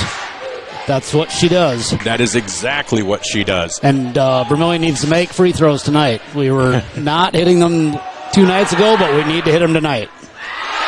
You jinxed it. I know. I thought maybe I'd reverse jinx it. Well, we don't really need to hit them. I mean, honestly, let's make it a challenge. We'll go that route, yes. Yeah, we don't need to hit them. Here's Ruvers' second attempt, and that's in. 6-5 now. Vermillion trails with 4:44 to go here in quarter number one. And if you're listening or watching from wherever on the stream, give us a shout-out. Tell us who you'd like to hear shout-out. Type it into your chat, and we will give them a shout-out. And here's Ella Otten. Man, nice move by Ella. That's just hard to defend. Yeah, she drove baseline there, and just nobody was able to stay with her. So 8-5, Vermillion trails by 3. Ruvers drives in. Oh, a lot of contact and no call there. No foul called. Otten up, no good. That's going to be out of bounds off of Brook. And so that will be inbounded by Dakota Valley. Well, a lot of contact on this end of the floor, too, and so they're letting them play, I guess. Yep, and so if they're not, they didn't call it on either end, so it's fair and equitable. That's all you want to see. We're making them earn every basket. So Meade gets the ball into Otten. Otten, she'll drive in, kick it back out to Summervold. Summervold over to Worden. Worden drives in, and nice block by Ruvers. But rebound there, and then into the hands of Maya Halverson. They're going to call it jump ball. That'll go to Vermillion. But wow, a lot of contact. Not quite sure. They are really letting them. Now there's letting them play, and then there's letting them play, and they are definitely doing both. Reminds me of a movie. First rule of Fight Club: we don't talk about Fight Club. Don't talk about it. Yeah. So Ruvers brings the ball up. Vermillion looking to pull within one, or maybe tie it back up. Brook Jensen drives, tries to get into Wallen. That's going to be out of bounds off of Emerson Meade. Yeah, good defense there. Really was. So Vermillion will inbound. Halverson checks out. Lexi Hansen checks in. We'll see if Amara gets in. If the rebounding disadvantage continues. Lexi Hansen, though, for 3. Oh, cannot get it to fall. Rebound there, Emerson Meade. There's a long 3 from Summervold. Nothing but net for Cameron Summervold. She now has 9 points on the night already. Yeah, 9 of 11. They need to definitely find an answer, put a hand in their face, or like you said, maybe bring Amara out and, try to defend her at some point. So Vermillion's now down 11-5, the biggest lead of the night for Dakota Valley. Brook Jensen will take a 3. That's going to be short.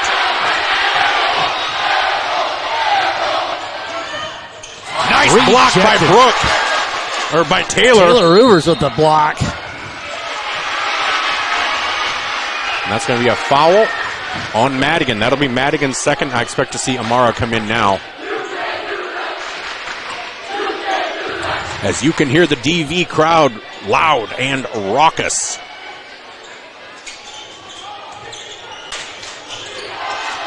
Wow, Summervold with 11 points already.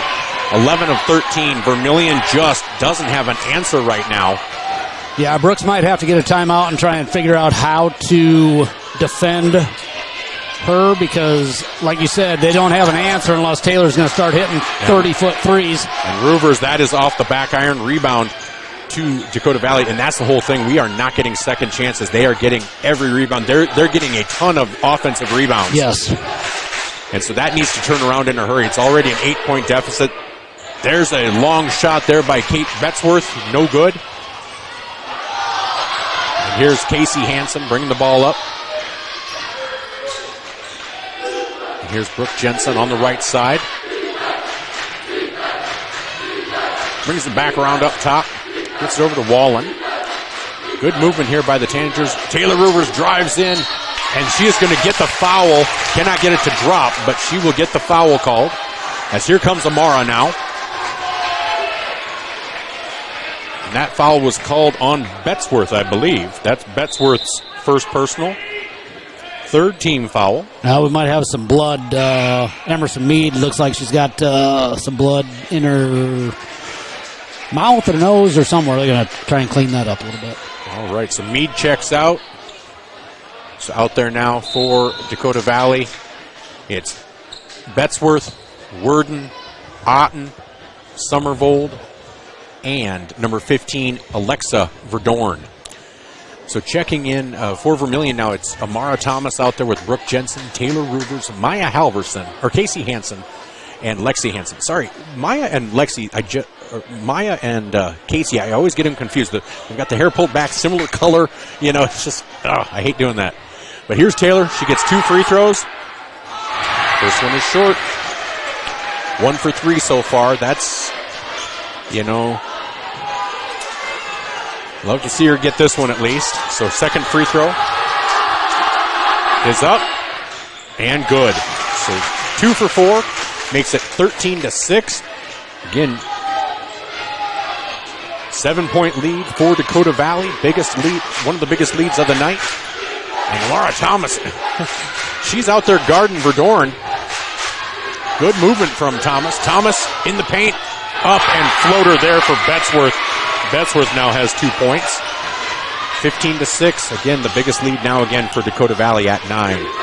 Yeah, this is what we talked about. We didn't want Dakota Valley to jump out to a big lead and have to play from behind. But, Vermillion doesn't have panic mode, so to speak. So they always stay calm, cool, and collected and, just seem to battle through whatever they are dealt. And Taylor drains a 3. Taylor Rubers with a 3 makes it 15-9. That's what you love to see.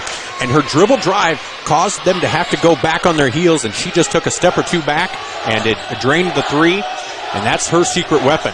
Nice job by Amara. And that is going to be out of bounds off of Dakota Valley. Dakota Valley's not real happy. They think Lexi might have eased her out. Yeah. But I'm a big Minnesota Twins fan. I still think Ron Gant just had momentum. So that was just... it did carry her out of bounds. Lexi is my Kent Herbeck. So here's Taylor on the left side. Drives into the paint. Cannot get it to fall. As Worden gets the ball out to Betzworth. And here's Otten. Otten over to Verdorn. Verdorn. That's through the hands of Otten, but into the hands of Worden. I know you're a baseball fan, so I knew you'd get the Ron Gant reference. I did. And I'm old enough to get it. I know. That's amazing. And here's Otten knocked out of bounds, and that is, off of Brook Jensen. 7.8 seconds to go. Shot clock is off. I thought Otten tried to grab it. Yeah, I'm not sure that Brook touched that after the fact. I thought that was off of Otten, but... Yeah, Coach Brooks wasn't sure about that either. It was bang, bang. Otten into the paint, kicks it out to Worden. Worden over to Betzworth. Nice job by Lexi Hansen to block that. So Vermillion weathers the storm. 15-9 they trail here at the half. Vermillion will be back with the second quarter after these messages. This is Tanager Basketball, brought to you by First Dakota National Bank on ESPN Radio and Vermillion Stream. Interior technicians. Jerry, baby, I got a great idea for your next commercial. You're in a jungle with a dinosaur, looking for an outlet for your vacuum. A dinosaur? No, I said Intech has over 30 years of commercial cleaning. Like office buildings, ensuring happy visitors and a healthy workforce. Commercial buildings? I think I can work with that, Jerry. I'm going to make you a star. Oh my goodness. When you need it clean, call the Intech team. Hey kids, it's never too early to start planning for your future. Did you know Masaba provides scholarships and tuition assistance? They are committed to your success, offering engineering, drafting, and welding opportunities, plus scholarships, job shadowing, and mentorship programs. Learn more at masabainc.com/careers. When I grow up, I want to work at Masaba. Masaba Manufacturing. Unlock your future and rock with us.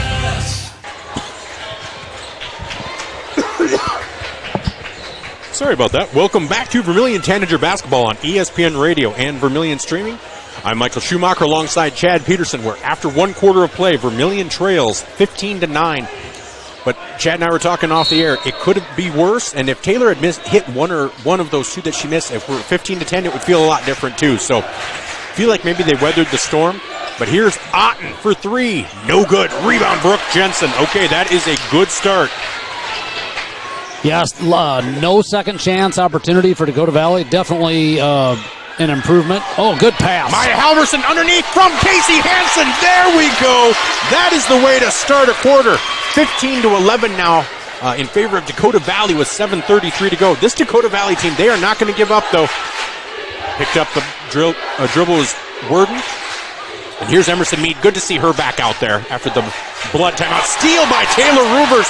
Rubers is going to have a clean path to the bucket. Leaves it short. Rebound Casey Hansen. And Hansen is fouled on the shot.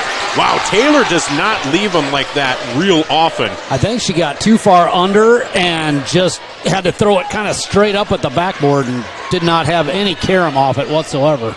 And that foul's going to be on Bella Stokes, so Casey Hansen will go to the line to shoot 2. Boy, if we could get both of these, it'd be awesome. We get the first one. Makes it 15-12. It's now a one-possession game. I know it's early to be talking about possession games, but that's a momentum thing, too. When you can hit a 3 and tie it back up, that really feels like something. Well, you come out on a little bit of a mini run to start the quarter. I mean, that always helps your momentum to start a quarter. And that second free throw makes it a 4-0 run to start the second quarter here in the first minute. Whoa, Bella Stokes for a long 3, drains it. Holy moly, that was Taylor Ruvers-esque. That was 30 feet. That was way out there. Logo 3. It was, so that stops the 4-0 run and makes it a 4-3 start. Here's Brook Jensen in the corner.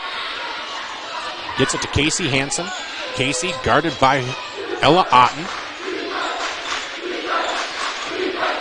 Ella Otten doing a nice job on Casey, though. And here's Ruvers. She's going to drive baseline on Stokes. Blocked by Somerville, but they have to remember they did not hit the basket, and that is going to be a foul on Meade. So Emerson Meade is going to pick up her second, but Somerville with a nice block. I think it took a moment for Vermillion to recognize out on the court that it didn't hit the rim, and all of a sudden they're like, oh, we need to do something here. So in comes Kate Betzworth.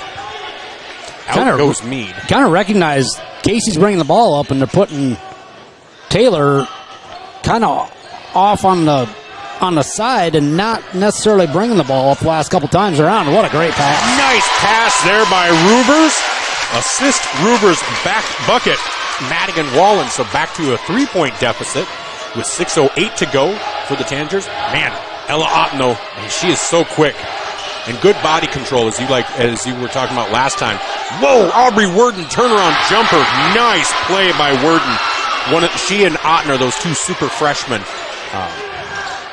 And Jensen, pull-up jumper, drains it. Great shot. The DV student section wanted to travel, but they don't call it. It didn't happen. 5:38 to go here in quarter number 2. Vermillion within 3, 20-17. Looking for a stop. Man for 3, no good. And rebound Halverson off the Otten miss. Nice job by Maya to track that down. Nobody was over there. That was just a hustle play by Maya. So yeah, she did a good job boxing out and then trying to grab the ball at the same time. Ruvers to Hansen. Hansen kind of picked up there. Here's Ruvers. Gets it back to Casey. Taylor for a long 3. Drains it. Taylor Ruvers has tied it up. And that's a momentum swing right there. That's weathering the storm. Now we'll see if that kind of propels Vermillion here. Here's Otten, though. Nice play down low to Betzworth. Ball. They are going to call a foul on Brook Jensen. I think just with the force that she brought down her hand gave the impression. I don't know that she touched her, but... yeah, we're a long way away from the court up here, but that looked like it was all ball from here. It did look really good. It did look really good. I will admit that. First free throw from Betzworth is up and good. So 21-20 as Bella Stokes checks out. Checking in is number 10, Sophie Meyer. Sophie Meyer's a 5'3" sophomore. Betzworth's second free throw up and in. She now has 4 points on the night. She averages 9.3. Easy to lose track of her when you have Worden, Otten, and Somervold on this team. Wallen into the paint is blocked by Somervold. It was a nice move by Madigan. Somervold's too athletic. She was able to recover. Yeah, long arm swatted her out of bounds, and Vermillion will get an inbound here. So Casey Hansen to inbound along the baseline. Gets it up top to Ruvers. Back to Casey. Casey drives in on Otten. And that is going to be a foul. We're in the Vermillion fan section, and they thought there should have been contact earlier than that. But yeah, about 5 seconds earlier when she got kind of trapped in the lane, they thought there probably should have been a little bit of a reach in or a trip or something like that. But so that will be Betzworth's second personal, third team foul of the quarter as Brook Jensen pull-up jumper. Nothing but net. Brook Jensen now has 6 points. ties it back up at 22. That's that 10-12 footer we talked about that is really her bread and butter, and if she can keep hitting that shot, that's going to be hard to stop. It really is. And here's Worden, guarded by Wallen. Up and in. Aubrey Worden, she is good. Tough to stop that, too. Aubrey Worden, a 5'10" player that can handle the ball so well and drive and work her defender down like that. That is tough. So Vermillion back down 24-22. Taylor Rivers drives in. Saw Summervold. Maya Halverson. Ooh, cannot get it to fall. So close. Rebound, Ella Otten ahead to Cameron Summervold, and Summervold with the bucket. Good outlet pass. Good vision. Yep, Otten with a nice play there. They get it down to Wallen just off the block. Cross-court pass to Hansen. And Hansen can be blocked by Summervold there. And I know a couple of the Tanager fans are thinking, that's what Brook did down on the other side. So Halverson checks out. Lexi Hansen checks in. Brook Jensen with the ball. 26-22. Vermillion trails. Good defense. Just was able to miss her arm, but altered the shot. Another three. Aubrey Worden for three. She now has 7 points. It's back to a 7-point lead, and Coach Brooks wants to take a timeout. We'll take a timeout as well. This brought to you by Murph's Appliance on Main Street in Vermillion. 30-second timeout. This is Tanager Basketball on ESPN Radio and Vermillion streaming on YouTube. A game without a crowd is just a scrimmage. A performance without an audience is just a rehearsal. Without your presence, high school sports and the performing arts aren't possible. Ensure that these essential extracurricular activities continue to enrich the lives of students in South Dakota. Purchase a ticket to your local high school's game or performance. This message presented by the SDHSAA.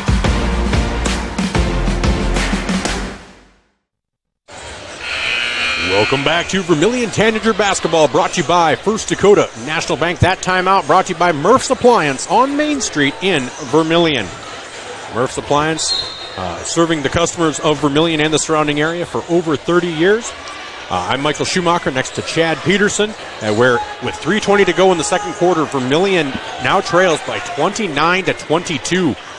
So, you know, you just you feel like you're getting back into it, and then all of a sudden this DV team just goes on a run, and they are hitting it lights out tonight. They really are, and that's a great anticipation. Betzworth with a nice... great steal by Taylor. Wow, they're going to call it out off of Taylor. Yeah, she caught it out of bounds. Yeah, that she did. They reset the shot clock, and they shouldn't have. I think that's what the officials are discussing. So it should have been 11, maybe 9 seconds off because Vermillion had brought it in just a little bit. So yeah, you talk about Vermillion weathering the storm, but you don't want to have to weather the storm too many times. I mean, they've done it twice so far, and it's only the second quarter, so we don't have to weather the storm 3 or 4 times. We want to kind of, back and forth game would be fine. Yeah, and every time we've gotten back close to it, then Dakota Valley has gone on a run. Pull-up jumper from Worden. Wow, she's on tonight. She has 9 points. Second leading scorer on this team to Summervold's 13, 31-22. This is the biggest lead for DV.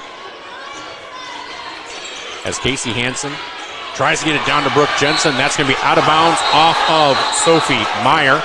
Oh, it definitely was off Dakota Valley on that, and they're going to go and talk about it. Oh, no. I don't think that's the right call. I think Brook touched it, but I think DV touched it after that. I never like it when the official that's further away is the one who overrules the one who's closer. Yeah, I'm not sure if he had a better angle at it, but it certainly looked like it was touched by White on the way out of bounds. Otten with a nice little jumper inside the three-point line. Makes it 33-22. 11-point lead for DV. Vermillion needs a score and a stop in a bad way. Must score possession here, I think, for Vermillion. Even just a 2. It doesn't have to be a 3. So here's Rovers, guarded out there by Sophie Meyer. Gets it over to Lexi Hansen. And that pass from Lexi to Casey is at Casey's feet, out of bounds. Turnover on Vermillion. Yeah, DV's not really pressing and trapping, but they are playing such good man-to-man defense. It is high-pressure defense. It is really in your face, and they're doing a great job. They really are. So 33-22, Vermillion trails Dakota Valley. Ella Otten not really scoring much, 4 points, but distributing so well. And here's Otten over to Sophie Meyer. Meyer gets it over to Bella Stokes. Stokes into the paint, out to Otten. Nice play down to Somervold. Somervold up, and they're going to get Brook for her second foul.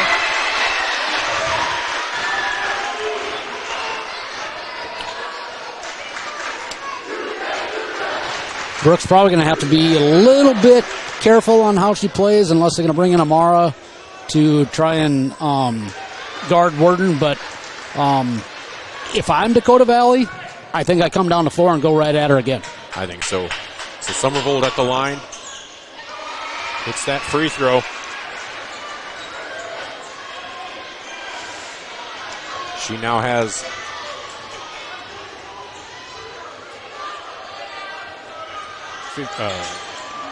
15 points. And Taylor goes in, and that's going to be a foul on Somervold. Yeah, Taylor's doing a great job driving in, creating opportunities, but there's got to be somebody else to step up, whether it's Casey or Brooke. Or even Maya at this point to, try and hit a 2 or a 3. Lexi's out there. She's got a good 3, and here comes Amara. And Casey's just been silent tonight. Ella Otten has really stifled her, and Taylor hits that first free throw, making it 35-23. As Lexi Hansen checks out, so it's now Brook Jensen, Amara Thomas, Taylor Roovers, Maya Halverson, and Casey Hansen on the Central Farmers Cooperative lineup. Roovers' second free throw is good.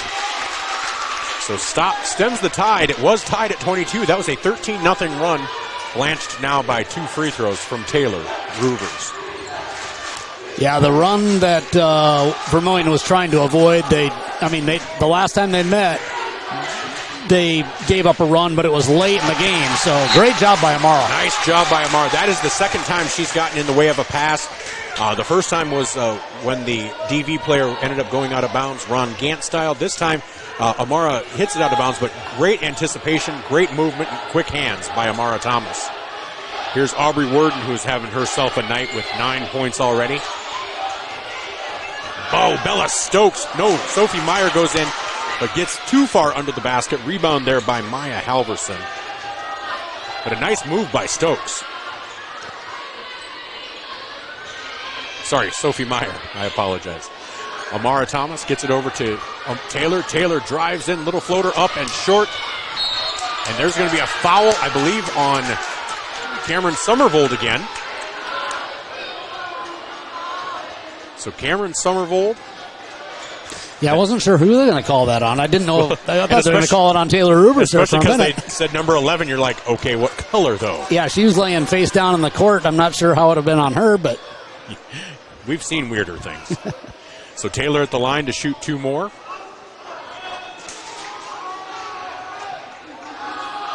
First free throw for Taylor, up and good. She's now 5 for 7 from the line tonight. She and Casey are the only 2 to make it to the line. Yeah, I think 45 seconds left. I think Vermillion's got to get a stop, and even if you get a 2 or a 3, it's just an 8-point game at that point. Free throw up and good for Taylor. Meanwhile, Kate Betzworth checked in, so it's Somervold, Otten, Worden, Stokes, and Betzworth out there for DV. About 10-second difference between the shot clock and the game clock. So here's Worden, gets it over to Otten. Otten guarded by Brook Jensen. Wow, Bella Stokes is going to take the 3, no good. And they're going to call a foul on Taylor on the shot on Somervold. That's Taylor's first personal. Not a bad foul there. They still have fouls to give, but it was on the shot. So it was on the shot, unfortunately. I thought it was still on the ground. But I thought she got a lot of ball there, but, I could be biased. And that first free throw by Somervold, what do you know? It's good. She's been on tonight. Sophie Meyer checks in. Betzworth checks out. So Somervold, it's a 10-point lead for DV. You'd love to see her miss this and Vermillion get a chance to cut it, and that is not happening. Cameron Summervold now has 17 points on the night, 2 points above her season average already in the first half. So yeah, she had 20 in the first meeting, and she's right there. So Vermillion will play for the final shot. 8-7-6. Ruvers gets it over to Lexi Hansen. Down low to Halverson. Halverson on the block to Casey. That's low. Shot is up and no good. Not the shot they wanted, but they did get a shot off. And Vermillion goes into half, trailing 37-26. We'll be back with our Fast Auto Glass halftime show after these messages from our Vermillion sportscasters. This is Tanager Basketball, brought to you by First Dakota National Bank.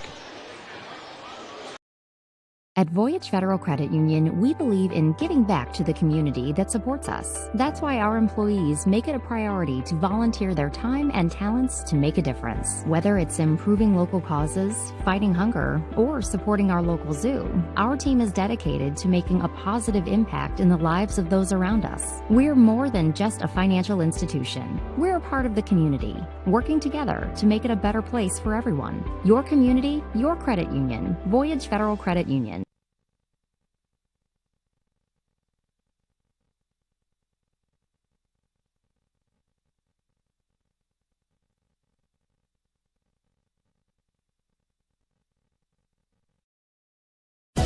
Jordan Kirkman here from downtown Vermillion's American Family Insurance Office. We love being part of the community and want to help with your insurance needs. So stop in today and see me, Jordan Kirkman, sales specialist with Buchelman & Associates, located at 112 West Main Street, or call 605-624-2025. And if you're in Yankton, be sure to stop by our new office there as well. Go Tanagers and go Yotes. American Family Mutual Insurance Company, SI, and its operating company, 6000 American Parkway, Madison, Wisconsin. If you're considering a new roof, you want to put your roof in the hands of Dave's Roofing. Dave's Roofing specializes in residential roofing and has over 10 years of experience. Dave's Roofing covers any job from a 60 to 80 mile radius of Sioux City and has a 10-man crew that completes most jobs in one day. Dave's Roofing will make sure the cleanup job is done right afterwards too. And the products installed are impact rated and eligible for homeowners insurance discounts. Look up Dave's Roofing on Facebook and check out the work that's been done and customer testimonials.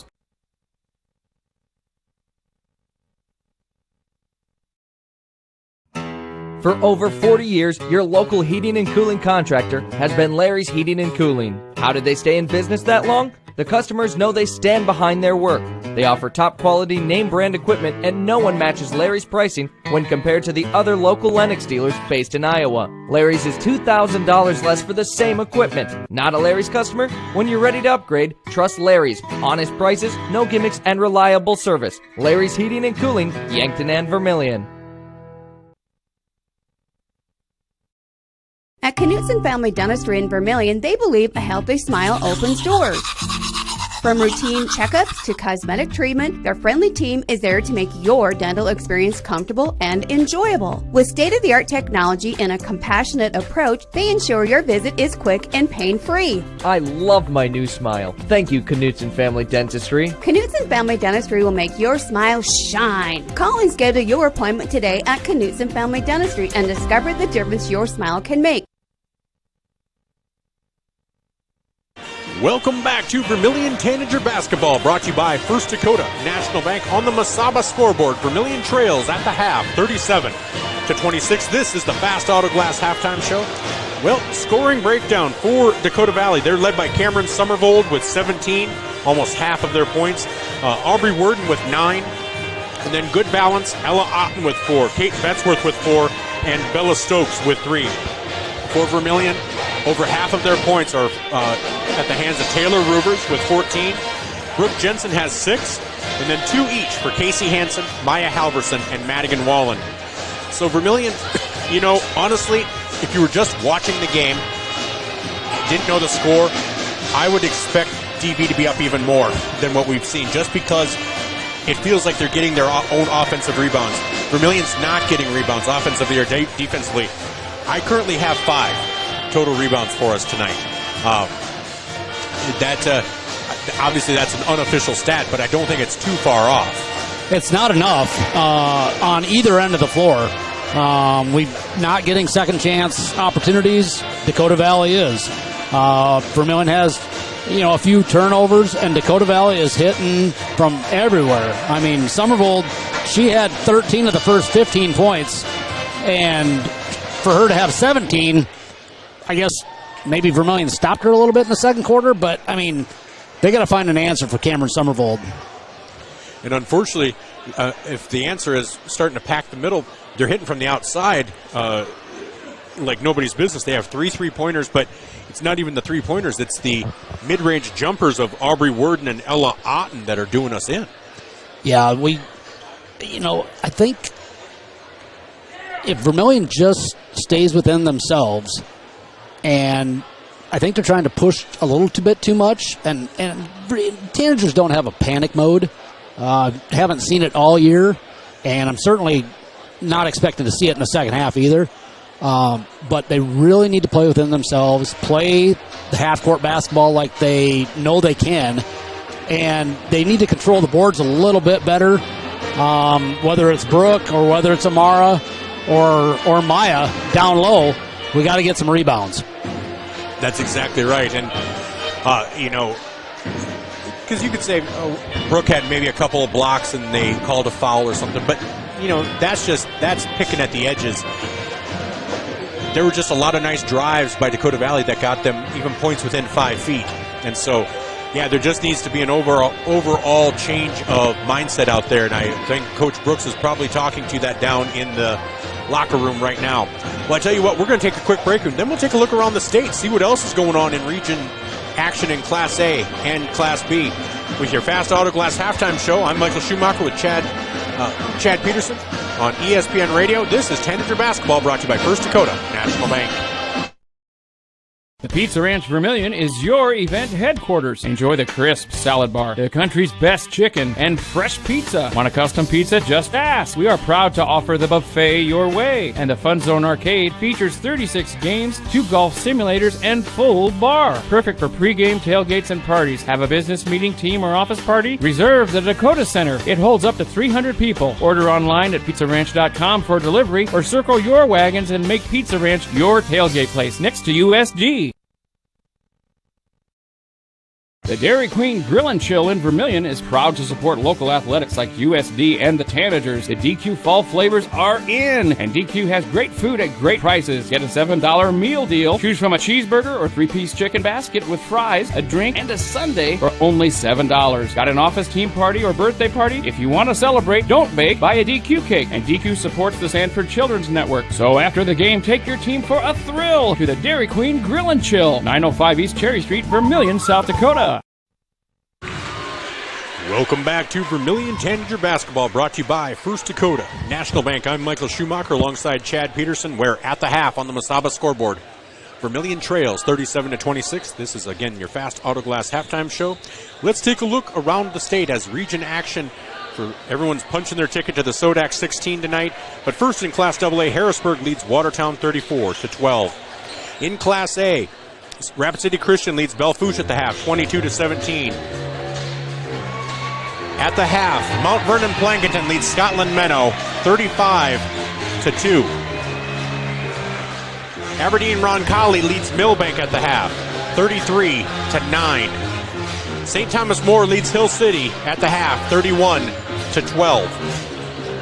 Makpia Luta leads Pine Ridge at the half 53-8. That's just not enough points in a half. No. 2, 9, 8, just not enough. It's not. Sioux Valley leads Great Plains Lutheran at the half, 38-17. Flanger leads Del Rapids, 30-21 at the half. And Miller leads Chamberlain, 31-21 at the half. Sisseton over Groton area, 18-17 at the half. Sioux Falls Christian over Lennox, 24-18 at the half. That one's a competitive matchup. Mobridge Pollock over Crow Creek, 48-12 with 1 minute to go in the first. Wagner leads McCook Central Montrose 33-16 at the half, and Hamlin leads Clark Willow Lake 28-20 at the half. Lakota Tech by 14 over Winter at the half, and West Central by 1 over Tri-Valley at the half. Kind of just goes to what we were saying, though, that I think either of these two teams, Sioux Falls Christian and Lennox, would have been a lot more competitive with any of those games that we're hearing of 2, 8, 11. You know, it just, you look at both of these teams, and yeah, you hear a score like that, and you're like, okay, something's up. Yeah, it's really just too bad that it can't be, like you said, a 32 or a wild card situation or something like that, where both of these teams get the opportunity to play, you know, in the SODAC 16. It, you know, just is unfortunate. It really is. And by the way, Centerville, they're undefeated this season. They lead Gayville Vollen at the half, 31-25. The Gayville Vollen Raiders have their season, the all-time high for wins in a season. They set that last week. They're looking to help build upon that, and so we hope they can as well. You know, yeah, you got to play like there's nothing to lose there, and that's exactly what they're doing. And so we're about 5 seconds away from the start of the second quarter, and we'll keep it right here, obviously, as the Vermillion Tanagers. The Vermillion Tanagers look to make a comeback, trailing by 11 on the Mesaba scoreboard. Thank you for joining us for our Fast Auto Glass halftime show. This is Tanager Basketball brought to you by First Dakota National Bank. You know, some more of these mid-range jumpers. Brook's been doing a great job, and I think if we can get some of those shots, I think we can get right back in this. It doesn't have to be threes. Exactly. So here's Casey Hansen on the block, gets it down to Madigan Wallen, up and in. That's a great way to start. It's a great pass by Casey to kind of almost behind the back. And so Casey Hansen with an assist, Wallen with 4 points now. So now you just want to get a stop as they do. Turnover. Oh, no, that gets away, but a nice job on Summervold there. And so here's Stokes driving in, up at the right hand, and no good. Rebound, Hansen. And Hansen pushing the ball up over to Wallen. Wallen back to Hansen. Hansen will take the three. Shields away the three. Casey Hansen has 3 points in this half, making it 5 on the night, and Vermillion now within 6. Just 1 minute in. It's a good start. This third quarter. Nice job. You hear the Vermillion crowd. Turnaround jumper, though, for Worden. No good. Rebound, Summervold up. No good. Rebound into the hands of Brook Jensen. They're going to call it jump ball. And I know the Vermillion fans don't agree, but it looks like a clean jump ball. It's hard to tell sometimes. Yeah, it probably was, and at that point, maybe Brooks should have had called timeout with the ball. I don't know. Yeah, but I know they don't want to waste timeouts on things like that, but maybe at that point, with the momentum the way it was, maybe that's what we needed to do is take a timeout. So Worden, turnaround jumper, up and good. That's what Worden does. She now has double figures.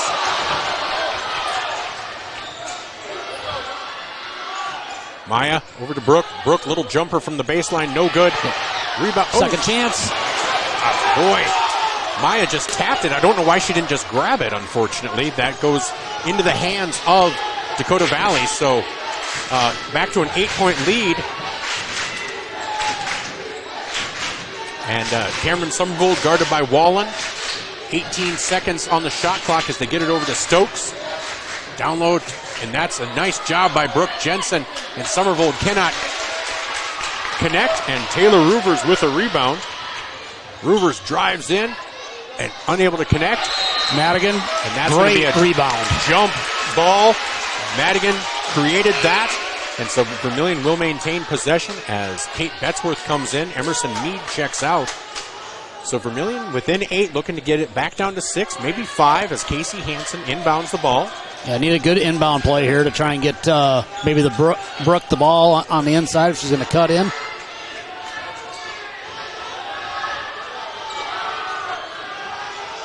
As here's Roovers out to Casey Hansen. Down low to Jensen in the paint, into Wallen. Backdoor cut again. Madigan Wallen off the assist by Brook Jensen. Yeah, great vision. They collapsed on Brook, and Madigan cut to the hoop on the baseline and was easy layup. So here's where you want to stop. Oh no, Worden for 3. No good. Rebound, Taylor Roovers. Sorry, she's just been so automatic. I was like, oh no. Here's Jensen over to Roovers. Vermillion now within 6. Looking to cut it down to 4. As they hit a cutting Hansen, and that's going to be a foul. Will that be on Summervold? If so, that's her 3rd. And that is on Summervold, and that is her 3rd. That could be huge here in the second half. Definitely could be, and it almost looks like Vermillion's changed their offense a little bit. Those two backdoor passes to Madigan. A cutting offense instead of trying to sit outside the three-point line and drain threes. They're cutting in, and it's working right now.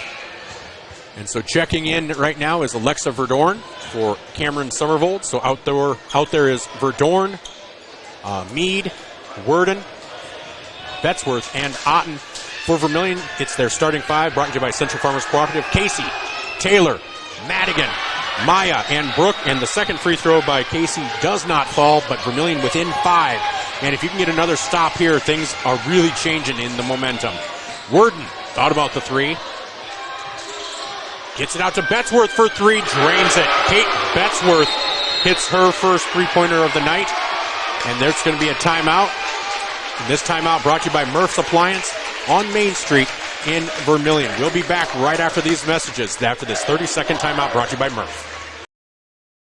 Truckers, commercial fleet, car owners, when you need a DOT inspection, you need a battery, oil change, diagnostic, or specialized tire service for farm, auto, and heavy equipment, JFI will get your vehicle repaired and washed and back on the road. JFI proudly supports Vermillion Tanagers, the community of Vermillion, in business for nearly 100 years for a reason. JFI is the best, and that's no lie. JFI 1218 Compton Court, Vermillion.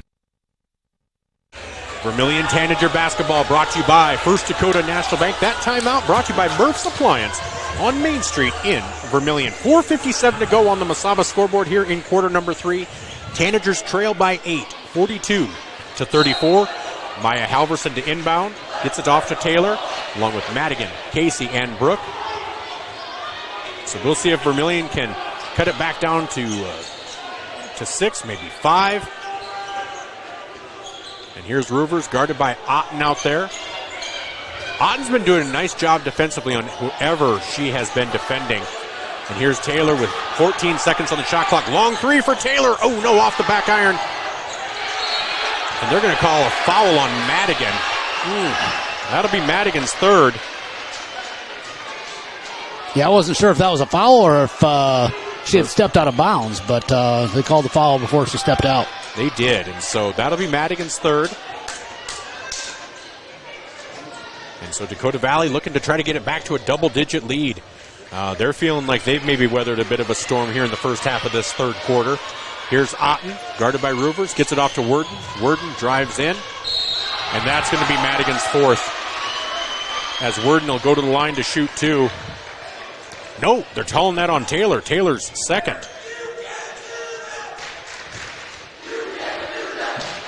So Aubrey Worden at the line to shoot 2. Worden has 11 points, make it 12. This is her first time at the line. As Amara Thomas checks in for Madigan Wallen. So it's back to a 9-point lead. Worden looking to make it 10. Yeah, Madigan did a great job the first 4 minutes here, just getting open, having a couple of good cutters, and just got in foul trouble. And there's a miss by Worden. Maya Halverson with the rebound. So it's a 9-point lead. As here's Brook Jensen. Gets it over to Maya. Over to Taylor. Taylor, she's going to drive in. And she's going to draw the foul. And will that be on Otten? If so, that'll be Otten's first. Yep, Otten's first personal. And Taylor will go to the line to shoot 2. So halfway through this first third quarter, Vermillion trails by 9, and it stays 9 as Taylor misses that. She is 6 for 9 from the line tonight. She'd love to make it 7 of 10 on this one. Yeah, 10 times the line already. That's that just shows how many times she's been driven down the lane trying to generate some offense. So it's now an 8-point deficit, and if Vermillion can get a stop here, that'd be huge. As here's Worden, over to Betzworth, over to Meade. Good ball movement. Long three-point attempt, no good. Brook couldn't get the rebound. And they're going to say a timeout by Dakota Valley. Dakota Valley taking a timeout. We'll take a timeout as well. 30-second timeout brought to you by Murph's Appliance on Main Street in Vermillion. Are you ready to start a career with an exciting team? Thermobond is looking to add to our team of experts. We offer competitive wages, a positive work environment, and on-the-job training. Thermobond is headquartered in Elk Point, South Dakota, and for over 30 years we've been providing lightweight and precast solutions for multiple industries nationwide. Check us out and see if you'd like to start a new career with us today.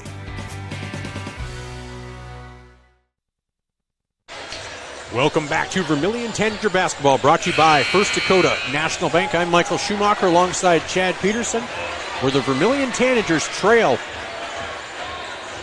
by 8 with 3:43 to go here in quarter number 3. They trailed by 11 coming out of that Murph's Appliance timeout. Dakota Valley will inbound. Here's Ella Otten, guarded by Taylor Ruvers. Over to Emerson Mead. Oh, nice backdoor pass. Oh, they're going to call it a travel on Otten. Amara Thomas created that. Amara Thomas, good recovery, created that delay and that little movement by Ella Otten. Good stop by Vermillion. So here comes Taylor Ruvers looking to cut that lead down to 6, maybe 5. And they're going to call an offensive foul on Amara, I guess. Trying to maybe set a screen, and she was moving maybe a little too much. Could be. I didn't see it. I focused a lot on the ball. And I'm assuming that's what it was, but I didn't see her do too much under there. So here's Otten over to Worden. Worden having a heck of a night, only overshadowed by Somervold. Otherwise, Worden would be the player we're talking about the most. So here's Betzworth, gets it down to Mead. Here's Worden. Oh, and nobody there. Nobody there. Bad pass by Worden. Good defense by the Tanagers as they are looking to cut that deficit down with 3:02 to go.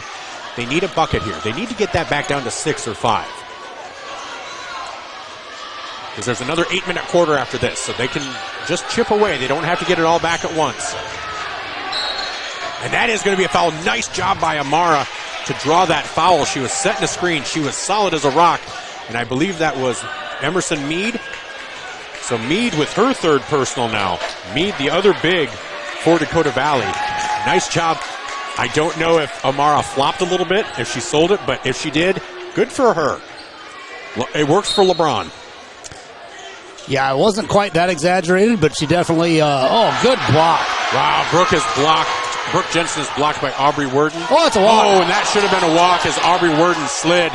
But they do not call it. Here's Ella Otten. Otten to Mead as Lexi Hansen gets ready to check in.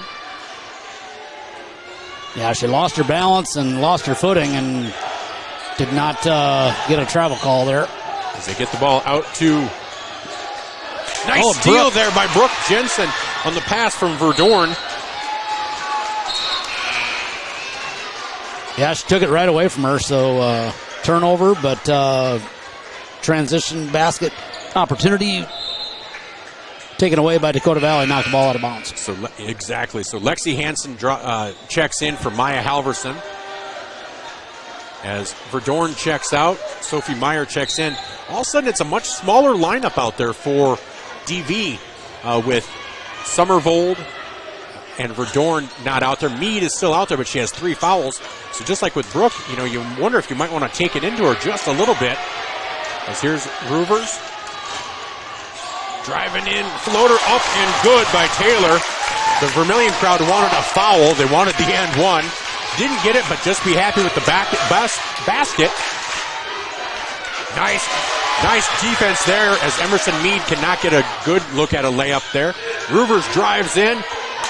Oh, and rejected, but looked like there was some contact before that. Nothing called. Yeah, looked like a lot of contact down low as Maya Halverson's going to check in for Amara Thomas. Vermillion will keep the ball, 28 seconds on the shot clock. But yeah, there was a lot of contact there to not have a call. Yeah, they're letting them play, that's for sure. I'm just trying to figure out how much they're going to let them play when the fourth quarter comes around. Exactly. Brook up with a shot. 4-point deficit now. Ella Otten, you can hear this Tanager crowd getting into it as Otten, guarded by Ruvers, drives in, up with the right hand, and good. Ella Otten stifles the crowd. Yeah, good answer by Dakota Valley. Yep, Ella Otten, she is a great player.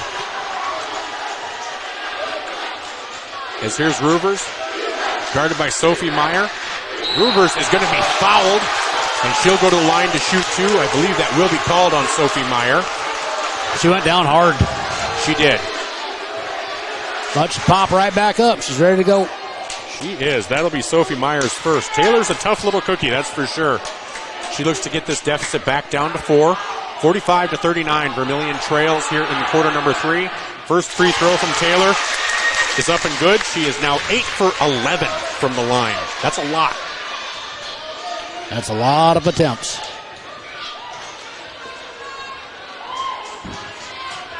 Here's free throw number 2 for Taylor, and that is nothing but net. So, 45-41, a minute 9 to go in quarter number 3. Vermillion looks to get a stop here. As here's Otten, drives in, up with the right hand, up and good. Otten is a good one.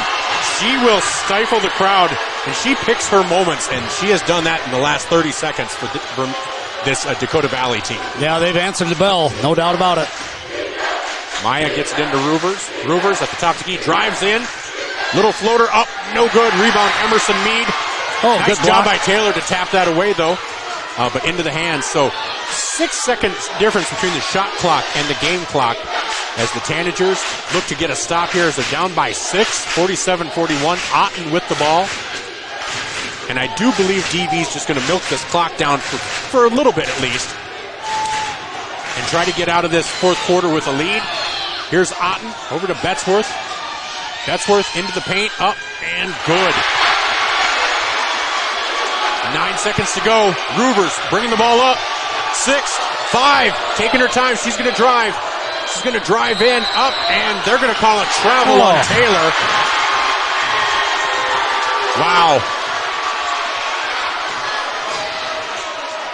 I don't think that travel call doesn't take into account the contact that was happening, but yeah, a lot of contact prior to the travel, but she definitely did move her feet. Oh, so, yeah. Yep. So that will be the end of the third quarter. Vermillion does outscore DV 15-12, but they still trail by 8 heading into quarter number 4. We'll be back with the fourth quarter after these messages from our Vermillion sportscasters. This is Tanager Basketball brought to you by First Dakota National Bank. Welcome to Runnings in Vermillion. Shop their great lineup of clothes for women. Names like Ariat and Carhartt for men. Boots and shoes and kids' clothing.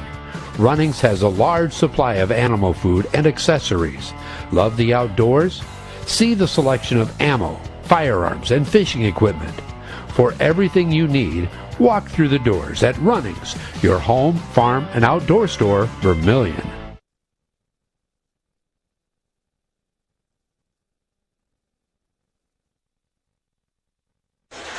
Welcome back to Vermillion Tanagers Basketball, brought to you by First Dakota National Bank. Coming out of that Murph's Appliance timeout, we head into quarter number 4. Vermillion trailing 49-41. They had it down to a 4-point deficit. Ella Otten was able to come through a couple of times, and Kate Betzworth there right at the end. But they did still outscore Dakota Valley by 3 in that quarter. We'll see if they're able to maintain their momentum as they come into quarter number 4. Dakota Valley, if you're looking for a storyline, Emerson Mead and Cameron Somerville both have 3 fouls. So you wonder if you might try to drive Taylor, maybe Casey, somebody into the paint if they're with them in there to see if you can get that 4th or 5th foul. So starting lineup is Otten, Mead, Worden, Somerville, and Betzworth for DV. Nice! Oh, that was almost a steal. Here's Betzworth at the elbow, over to Otten. And then for Vermillion, it's the same starting 5. It's Hansen, Halverson, Ruvers.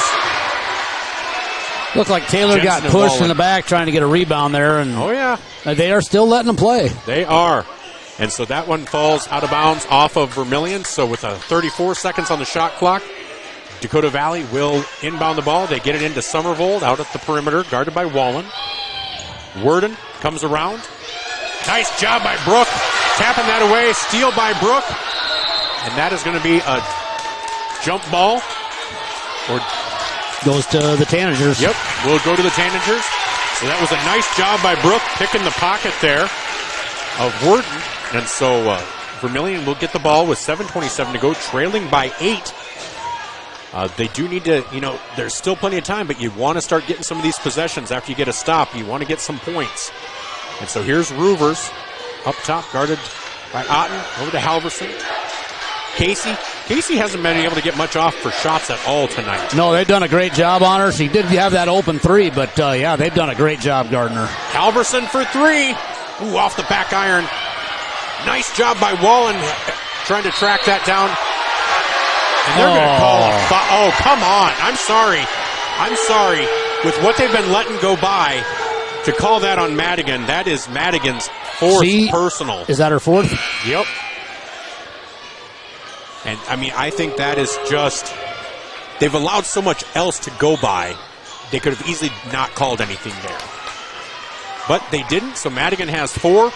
And with the minute gone here in quarter number 4, they're going to call that on Taylor. Taylor's 3rd personal. 6:57 to go, 49-41. Emerson Meade to inbound. As they get the ball into a cutting Betzworth. Rebound into the hands of Maya Halverson. So a nice defense there as they did defend the cut fairly well. Betzworth did have a shot, but not what she would have hoped. Lexi Hansen into the elbow. Little jumper up and no good, but she's going to be fouled by Summervold, I believe. And that'll be Summervold's 4th personal.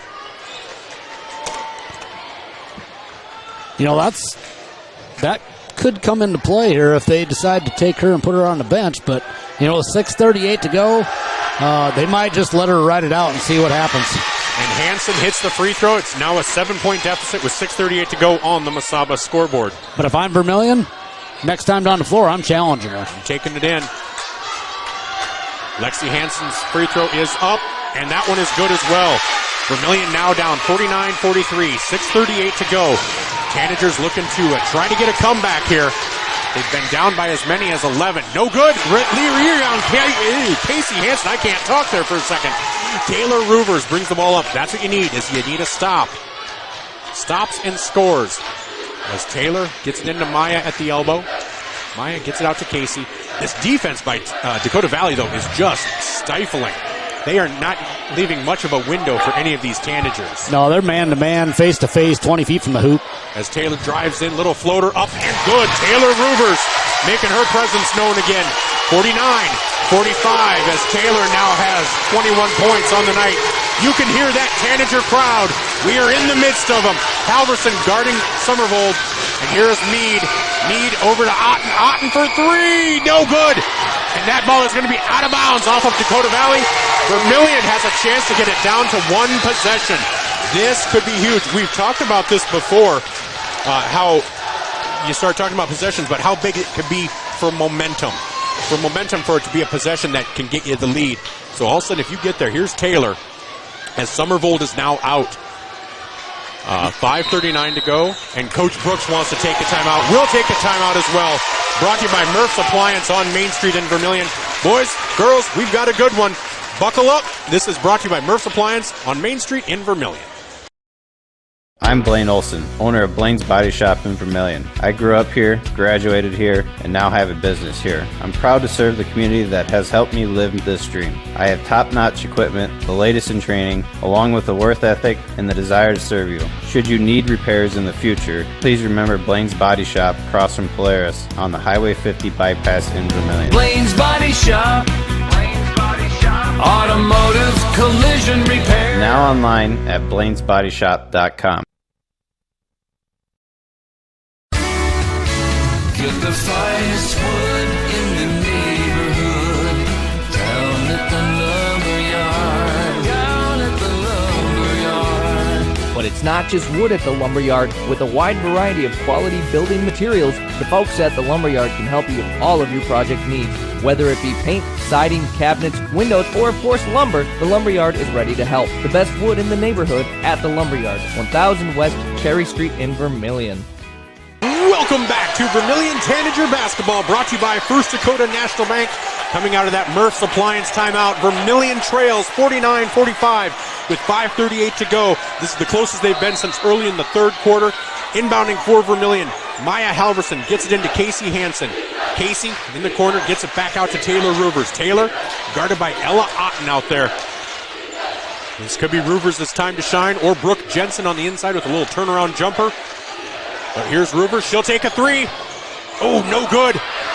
And Vermillion cannot get the rebound. Rebound into the hands of Kate Betzworth. Gets it ahead to Somervold, who's back out there with 4 fouls. They get it down low to Betzworth. Oh, Lexi Hansen. They're going to call a foul on Lexi. I thought it was clean, but I'm biased. Man, at the other end, she did a great job with the rebound, and it got knocked out of her hand, and then she had a clean block down here, and she gets called for a foul. So great job on both ends of the floor by Lexi there. Just unfortunate. And the first free throw by Betzworth is up and good. She now has 10 points, 1 point above her season average. Vermillion trails by 5 with 5:12 to go. Betzworth at the line, shooting 2, and that one no good.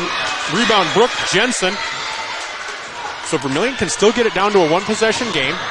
Lexi Hansen for 3 from the corner. No good. And rebound there by Aubrey Worden. Worden with good positioning on Maya. Good, clean, open look. Just a little bit short. So here's Emerson Mead. Emerson Mead will take a 3. No good. And that'll be out of bounds off of DV. So Vermillion now with 4:44 to go, trailing 50-45. They need a bucket here. They got just to keep the opportunities. momentum. They got opportunities. They just need to take advantage of it. You'd love to see Lexi hit one of those, though, so they have to guard her. They have to pull off of Taylor, Brook, or Casey. So here's Taylor. Taylor's going to drive in on Worden, kick it out to Hansen. Oh, there's an open shot. It was. Little pull-up jumper for Casey, no good. Rebound on the floor. That's going to be a jump ball, and that will favor Dakota Valley. So Dakota Valley will inbound now. Vermillion had a lot of momentum going there until the timeout. Well, the timeout, just kind of blunted that, and then the foul down here. That pattern between Lexi Hansen looking like she had a rebound down here, and then looking like she had a nice block down on the other side. Here's Ella Otten. Great job by Brook Jensen with the defense. Oh, great defense. Oh, and they're going to call a foul on Brook, not a travel on Otten. Wow. Or no. What are they? See, and one official thought it was a travel because he was about ready to have Vermillion inbound. So here comes Somerville to inbound, or Mead to inbound, gets it out to Worden. Worden, she'll drive in up at the right hand. Oh, rejected. And they're going to call a third foul on Brook Jensen. Wow. That I will have to say was all ball. That was a great block. Great block. There's nothing you can do. There's just a great job by Brook Jensen, and just unfortunate. So we'll give DV a couple of free throw opportunities here. Worden hits her first one, makes it a 6-point game. Looks to hit this to make it a 3-possession game. Yeah, you hate to say anything, but she hits both. You hate seeing some of those calls down here on this end. Now Brook has 3 personals. Yeah, Vermillion needs a basket. Taylor has 3 personals. Blocked. And here's Brook Jensen out at the 3-point line. Oh, not a good Just pass. a bad there. pass. Stolen away there by Emerson Mead. Mead gets it out to Somervold, and Dakota Valley's going to start just milking some clock for really good shots here, I think. Nice steal there by Brook. Wow. Well, we talked about them letting them play the first 3 quarters, and now they're tightening up the whistles just a little bit on both ends of the floor, so now it's getting a little bit tighter, and you got to kind of be a little bit careful on your going for the ball, loose balls. You might get a foul, and Brook's got 3, so. Betzworth hits that first free throw. She's 4 for 4 from the line. Perfect. That means she has not missed yet. See, working that reverse psychology here thing. 3:39 to go. Vermillion trails by 8. It did, but Meade gets the rebound.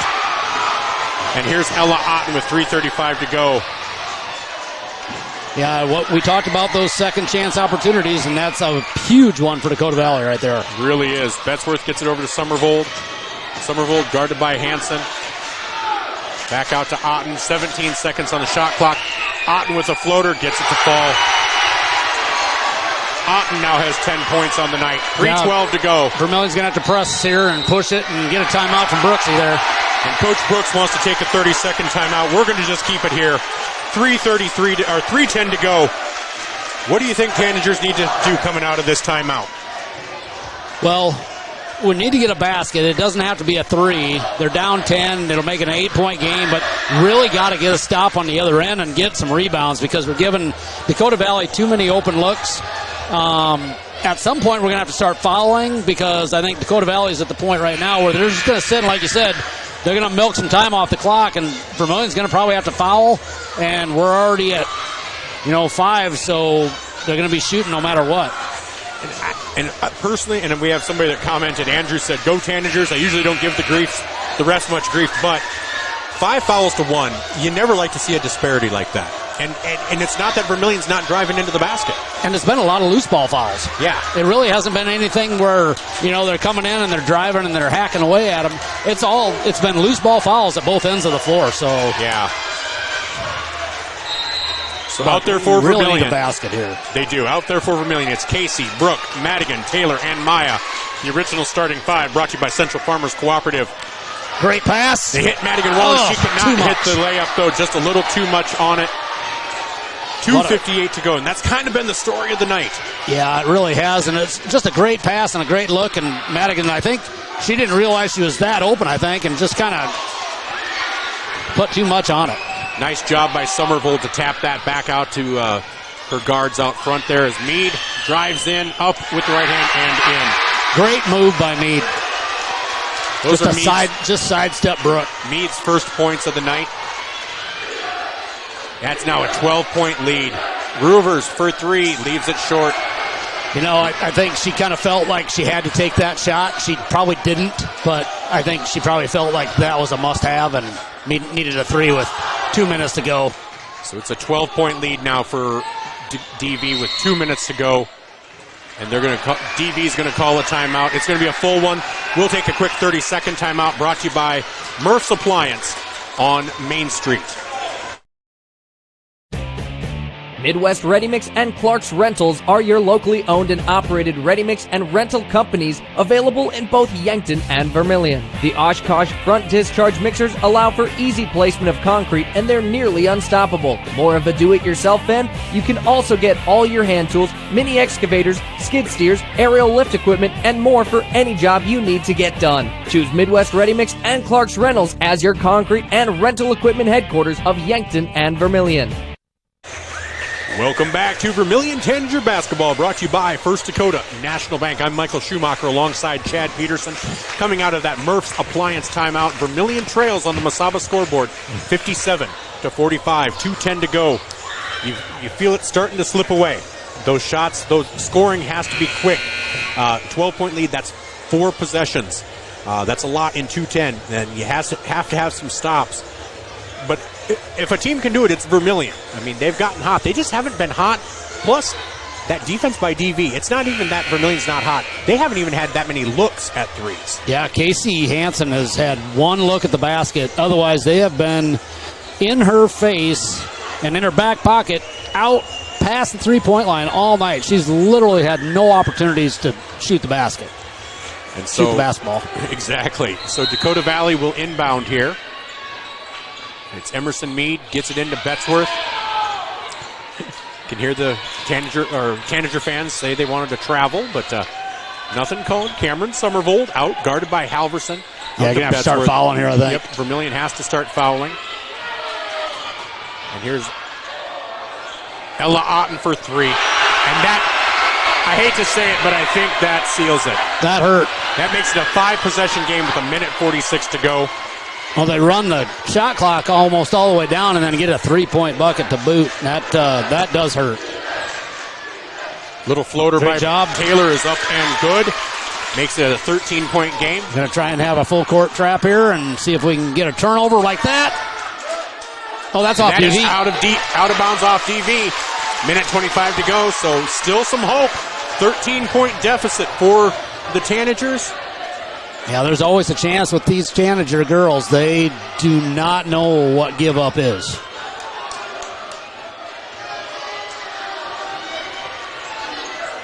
So here's Taylor for three. Oh, just short. That's just the story of the night, unfortunately. Minute 13 to go. Oh, good steal nice by steal by Taylor. Taylor, though. She'll get it to Brook. Back to Taylor. Taylor up, and they'll get a foul on Worden. So Taylor will go to the line to shoot two. Taylor on the night has 23 points. Worden, that'll be her second personal. Yeah, Taylor's got a lot of points, but the problem is she just has not had many opportunities to dish the ball. I mean, she's taken it into the hole, but everybody else is so heavily guarded, she hasn't had the chance to dish it. And of her 24 points, 10 have come from the line. Make that 11. You know, so it's kind of not in the flow of the game either. So a minute 6 to go. Vermillion down by 11. Here's Worden. Oh, and that is a travel. So Vermillion will get the ball back. Well, there's opportunities here. It's a 3-possession game. I mean, it's 11, but, you know, you throw a 4-pointer in there, you never know. This full court press, we haven't seen much of it tonight. But it's really seeming to have an effect on DV. Yeah, it's caused some problems. And I think last game we tried to do that early in the game and was able to create some opportunities. And that was in and out. That was unable to connect. And here's Otten, gets it across midcourt. 51 seconds to go. And I think Vermillion, I don't know if they're calling off the dogs, but they're not fouling. So, yeah, they may have conceded the victory here. Well-played game on both ends of the floor by Dakota Valley. Otten up with the left hand and in. So Vermillion trails 62-49, the final 30 seconds. And this, the Vermillion Tanagers will not Brook defend. Jensen. Brook Jensen, though, will close out her career as a Tanager with a three-pointer. Oh, and turnover. Back to the Tanagers. As it's within 10, but 18.9 seconds to go.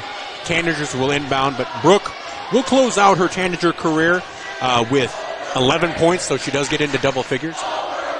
We're going to have a three-pointer here, see if we can get a quick three. That's fouling one. Brook Jensen hits the bucket, and she'll go to the line to shoot one. I do love that Dakota Valley is chanting overrated when they were the higher seed. That's why we're here. Right. 14.7 seconds, 8-point deficit. Brook looking to make it 7 with a free throw. And that is going to be off the back iron. Oh, that's out of bounds. They're going to call it out of bounds off Vermillion. That might look like there's two DV players down there and Casey Hansen laying on the floor, but evidently it was off of Casey. So here's the inbound, and Vermillion will just let it dribble out, and Vermillion will fall. That will be the end of their season. And they will fall by 8, 62-54. Well, we'll be back with our first Dakota National Bank post-game show after these messages from our Vermillion sportscasters.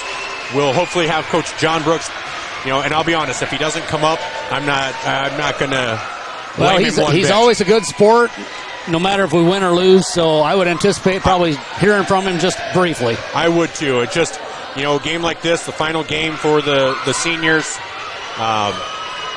might be a little bit longer than normal. Yep. Give them some time and let them have their moment. I tell you what, since we're a Vermillion Tanager stream, we're going to leave it on the screen on right now. Let's just chat a little bit. As you can see, the Tanager girls walking off.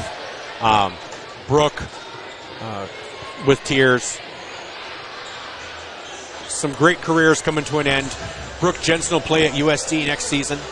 Casey Hansen will be playing at Dort. Madigan Wallen will be playing softball at Mount Marty. Yep.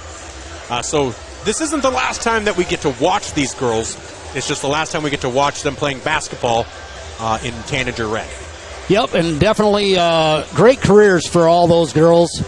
And like you said, we'll get to see some of these girls come and play on the softball field here in a month or so, and then we'll get to see a few of them play at the next level, and it'll be great to see what Brook can do at USD. Be great to see what Casey will do at Dort. And Madigan will be at Mount Marty, and my son Connor will be at Mount Marty to play some baseball. So we might see both of them get a play on the Mount Marty fields. But no, great career by these girls, and nothing at all to hold your head down. State champions last year, and you always want to get back into the postseason. But great season by the Tanager girls, and we look forward to what's to come for the rest of them. And got a lot of good youth. We watched a lot of JV basketball this year, so we got a lot of young girls coming up that are going to be on the varsity next year, along with Taylor Roovers. And look forward to what they are going to be able to accomplish in the years to come here. And that's exactly right. And so we'll take a quick break, and when we come back, we will bring you our First Dakota National Bank postgame show. This is Tanager Basketball, brought to you by First Dakota National Bank. Vermillion Falls, 62-54 on the Mesaba scoreboard. We'll be back with the stats, and then we'll give you some scores around the state, and hopefully we'll get a chance to talk to Coach John Brooks. I'm Michael Schumacher alongside Chad Peterson on ESPN Radio and Vermillion streaming on YouTube. We'll be right back. Starting the first bank in South Dakota was the easy part, earning the confidence of local farmers, helping families account for their dreams, and securing the future for countless businesses took us a little longer.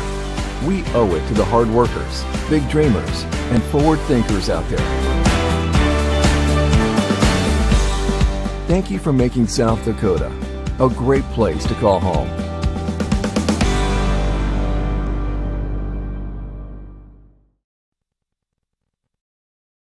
Starting the first bank in South Dakota was the easy part, earning the confidence of local farmers, helping families account for their dreams, and securing the future for countless businesses took us a little longer.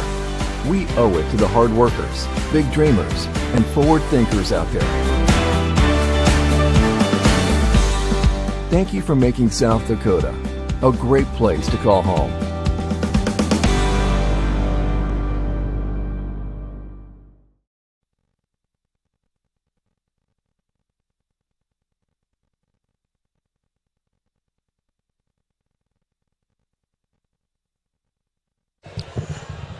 Welcome back to Vermillion Tanagers Basketball, where the girls fall 62-54. So the Tanager girls season is done. Well, Chad, let's look at these stats. Vermillion, well, they were led by Taylor Roovers. Roovers with 25 points. Brook Jensen with 13. Madigan Wallen with 6. Casey Hansen with 5. Maya Halverson with 2. And Lexi Hansen with 2. As the Dakota Valley, well, they were led by Cameron Somerville, but she was held scoreless in the second half. She had 17 at the half, finishes with 17. Ella Otten finishes with 15. Aubrey Worden finishes with 14. And Kate Betzworth finishes with 11. And then Bella Stokes with 3. And Emerson Mead with 2. So really nice balanced scoring for this DV team. And they were able to get, some things that just went their way, that, whether it was rebounds, loose balls, whatever it might be, it just seemed to be Dakota Valley's night. So, and this is what's unfortunate. Again, I'm not trying to beat a dead horse, but about this way the regions flesh out. So 2 weeks ago, we beat DV by 8. They beat us by 8. And there is no third matchup. There is no rubber match. And that's what seems unfortunate. Because both of these teams, I think, deserve to be at state, or at least have a chance to go to state in a SODAC 16. And so, unfortunately, somebody had to lose, and tonight it was Vermillion. Yeah, you got a good point, because you almost, like you said all year, it's a mini state tournament down here in Region 4, and Unfortunately, one team's got to go home, and tonight it was the Tanagers, but, they have nothing to hang their head about. They had a fantastic year. They lost a lot of talent off of last year's team, and everybody stepped up this year. They knew what their role was, and they knew, repeating as a state champion is a tall task. It does not happen very often, and and it won't happen. There'll be a new state champion this year, but unfortunately, there's a lot of good teams that don't even get a chance. That's exactly right. So, yeah, our hats off to this Tanager team. Took on all comers this year. Their only losses on the season, all 4 of them, undefeated and top-ranked Centerville in Class B. Makpialuta, who is undefeated so far in Class A. They also lost to EPJ, who only had 5 losses on the season, and then falling to this Dakota Valley team. They beat teams like Dakota Valley earlier this year. They beat Sioux Falls Christian. They beat Lyman. They beat really good teams. They beat great teams. And so this Tanager team, nothing to hang their heads about. Yeah, and they had a chance to beat Centerville, too. I mean, it was right down to the wire there at the end of the game. It really was. And so we love that these Tanager girls came out to play every single night. And we hate to see this journey come to an end. At the very least, we were hoping to be able to get to the state tournament, get those last 3 games. I guess I don't know how tough it is, but my daughter was part of the Yankton Bucks teams, and at the state tournament her senior year, it was actually, they lost in the second game, and so they were playing for 3rd place. And it was actually nice that they lost that second game because they went out on a win, but that second night of state basketball where they lost, just the emotions were outpouring. And my daughter, she's military, she's a tough cookie, but man, the emotions were just pouring out. But it was amazing the next night. So that's what would have been beautiful about getting that chance at state. But this Dakota Valley team, they're going to have an opportunity. And so let's take a look around the state to see who else might be heading over to the Sodak 16 with a chance to go to the state tournament. Okay, let's look and just give you a double. Well, why is it doing that? Okay. Here we go. In AA basketball, not that that matters tonight for regions or anything, but Harrisburg beats Watertown 53-35. In Class A, Rapid City Christian leads Bellefouche 59-37 with 1 minute to go. St. Thomas More doubled up Hill City 52-26. Mount Vernon Plankerton beat Scotland Menno 50-18. Miller beat Chamberlain 60-27. Aberdeen Roncalli beat Millbank 46-16. Flandreau defeated Del Rapids 58-44. Sioux Valley beat Great Plains Lutheran 65-24. Makpialuta beat Pine Ridge. Want to guess a score? 90-25. Close, 81-17. Oh. Sioux Falls Christian with 1 minute to go leads Lennox 47-33. Mobridge Pollock defeated Crow Creek 84-41. Sisseton leads Groton area 41-37 with 1 minute to go in the fourth. Wagner beat McCook Central Montrose 55-38. West Central beat Tri-Valley 50-44. And Hamlin beat Clark Willow Lake 60-41. And Lakota Tech beat Winter 61-34. So, you look at a lot of those teams,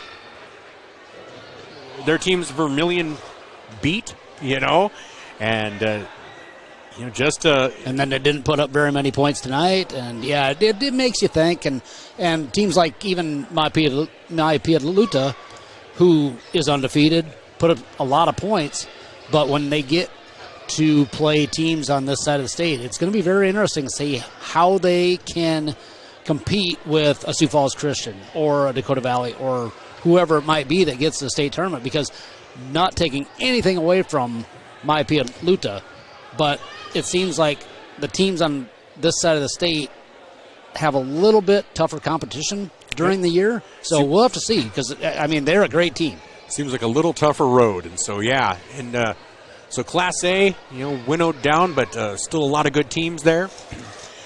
In Class B, Sanborn Central Woonsocket leads Coleman Egan 43-30 at the beginning of quarter number 4.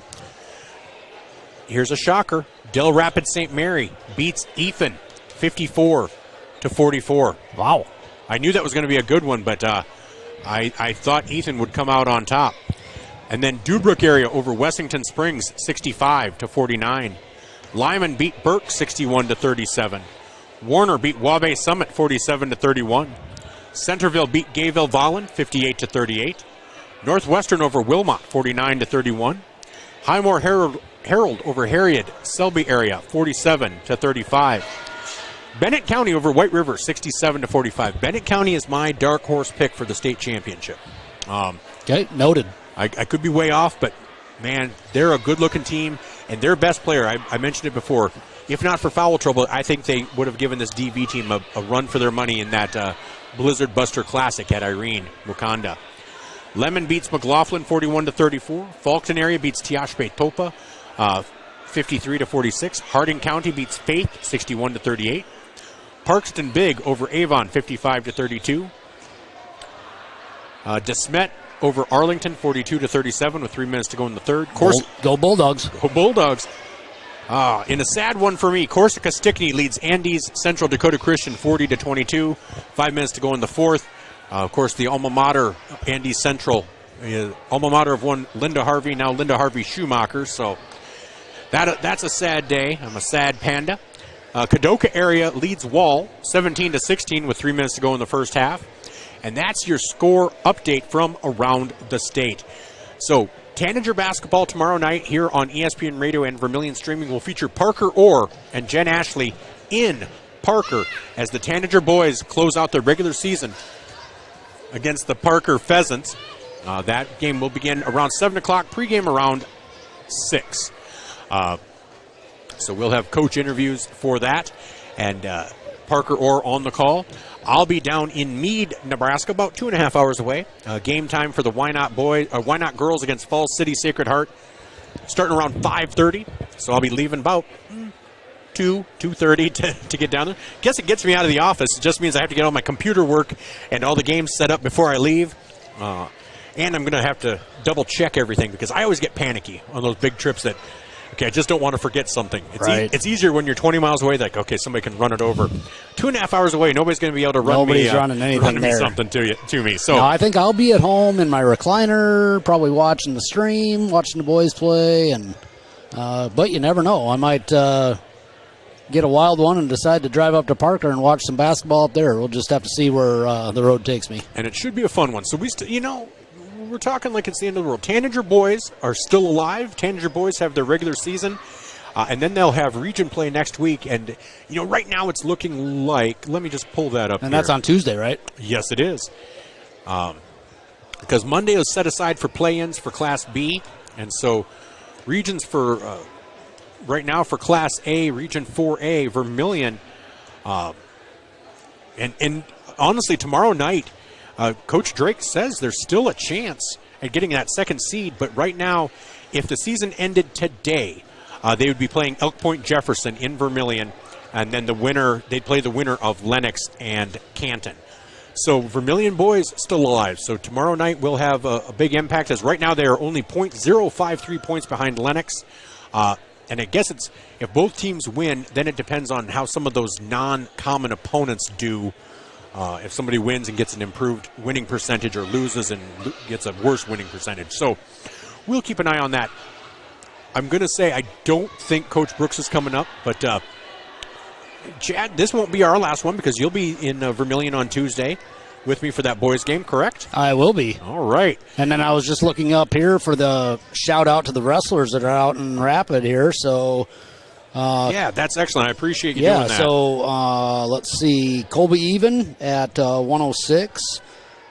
He did lose his first match, so he'll be in Wrestlebacks tomorrow. And then Matt Robe also got beat in the first round. Michael Robe did win his first match by Tech Fall, and then he won in a tiebreaker in the quarterfinals, so he'll be wrestling in the semis. That's great. Nice. Podrick Fulton, he won by decision in the championship round, and then he did get defeated in the quarterfinals, so he'll be in the Wrestlebacks probably tomorrow morning. And then Raleigh French, he won in the first round by major decision, and then he won 11-6 in the second round. So he'll also be advancing to the semifinals. And then I'll look it up here, but I know Blair Merkwan on the girls' side did lose her first match earlier. And as far as the second match, there wasn't a second match today for Blair. So she got defeated in the first round today, and then she must have a wrestle back in the morning. All right. Well, I tell you what I know we haven't seen the Tanager faithful are kind of waiting for the team. So Coach Brooks might still be coming out. Let me ask you, your son's a senior. Yep. What do you think is the legacy of this senior squad for this Tanager girls? I think this senior group, besides winning the state championship last year, I think just being role models on the team and just setting a great example for the young kids coming up. In addition to Taylor, of course, she's a leader on the team now, but we watched a lot of JV basketball this year, and I think these girls have set the bar high and set a great example for the youth coming up, and not just the JV team, but the C team, the 7th, 8th graders, and I think they've set the bar high, and these girls have really set a good example, and they should be proud of themselves. I think so, too. And we do have Coach Brooks here, so glad we stuck around. Hey, Coach. Well, that is tough. It's a tough way to end, but just before we even... At the end, we're going to talk about this senior class, but just you guys weathered a number of storms, came back, tied it, got within about a possession or got within 4 points.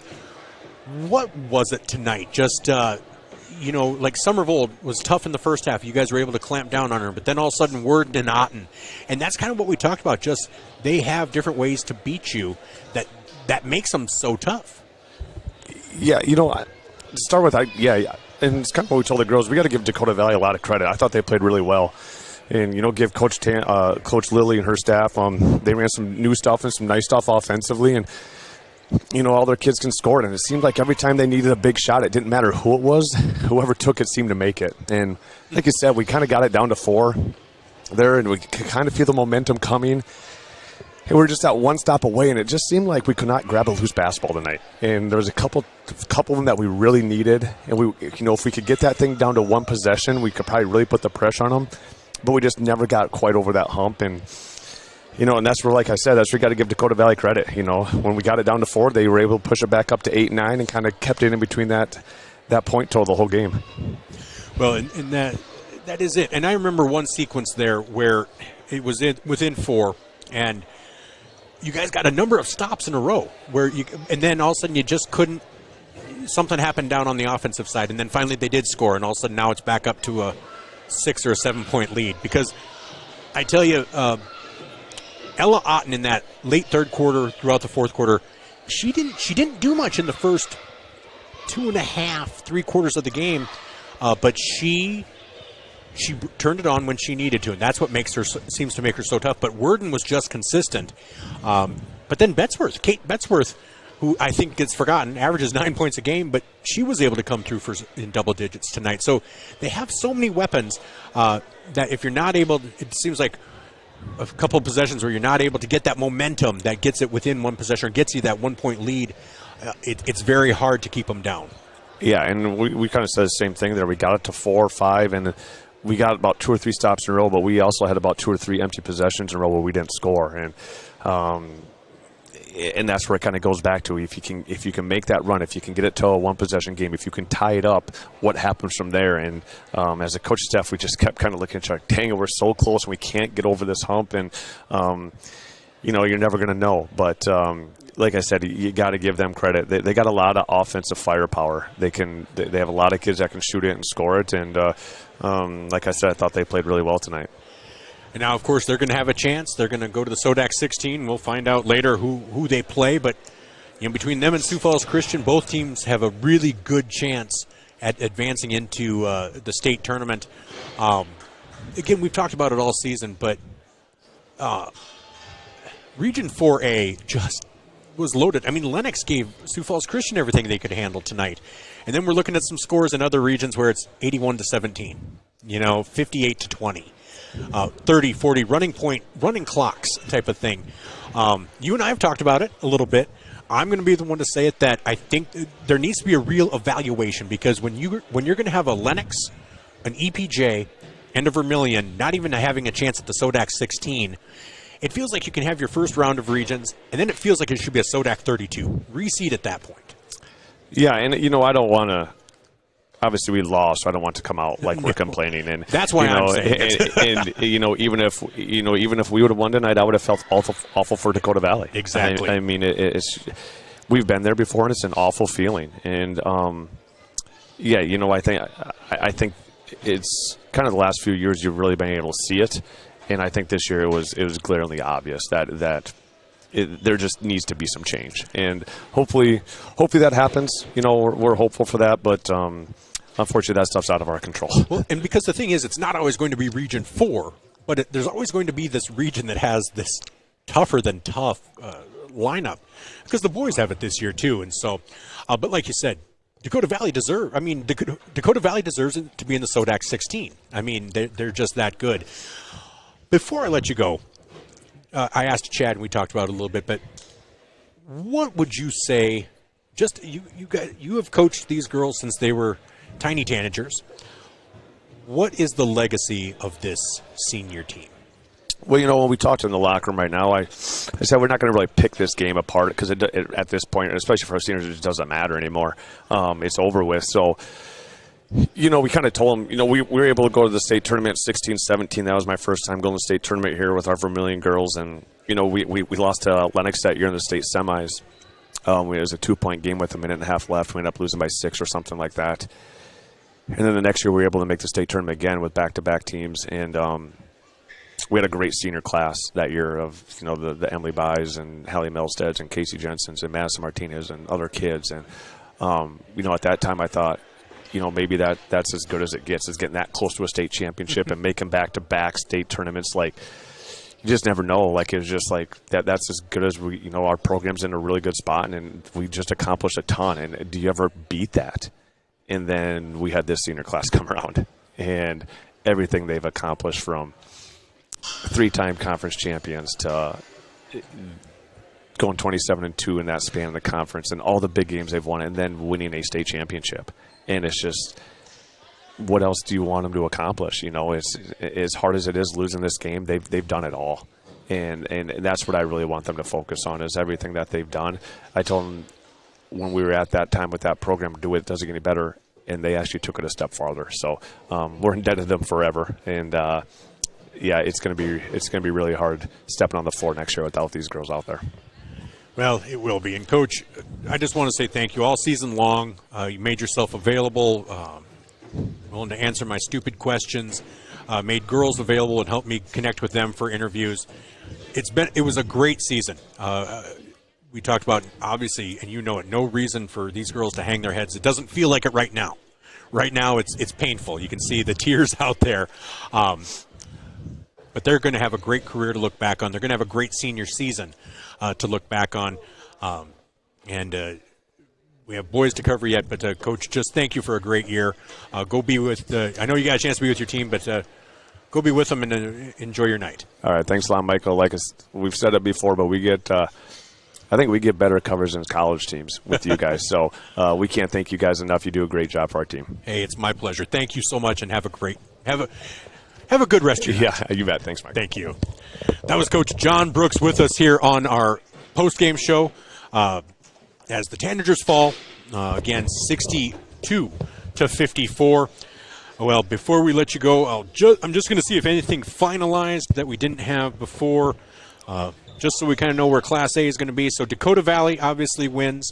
I'm just going to do something on the fly here, see if we can even kind of figure out the Class A SODAC 16. Well, while you do that, I want to say thanks for letting me join in on the fun. It keeps me out of trouble sitting on the other side of the bleachers yelling at the referees, which I don't yell at referees. I speak loudly and then try to encourage them to make the right calls. But, no, I appreciate it. It's been 30 years since I've been behind the microphone, so it's been fun, and maybe we'll look forward to doing a little bit of football next fall. Well, that would be great. That would be awesome. And that would that way people don't have to hear me talk all the time. You know. Well, and then I don't have a kid playing football, so then I can maybe call help be a little more colorful without being too colorful, if you know what I mean. I get it completely. So, all right. Well, as it stands, so Sioux Falls Christian is the top team. They will be battling the lowest seed. Dakota Valley is the second seed. Hamlin the third seed. Makpia Luta the fourth seed heading into Sodak 16. Your next two seeds, fifth and sixth, well, they're out of it. That's Vermillion and Mount Elk Point Jefferson.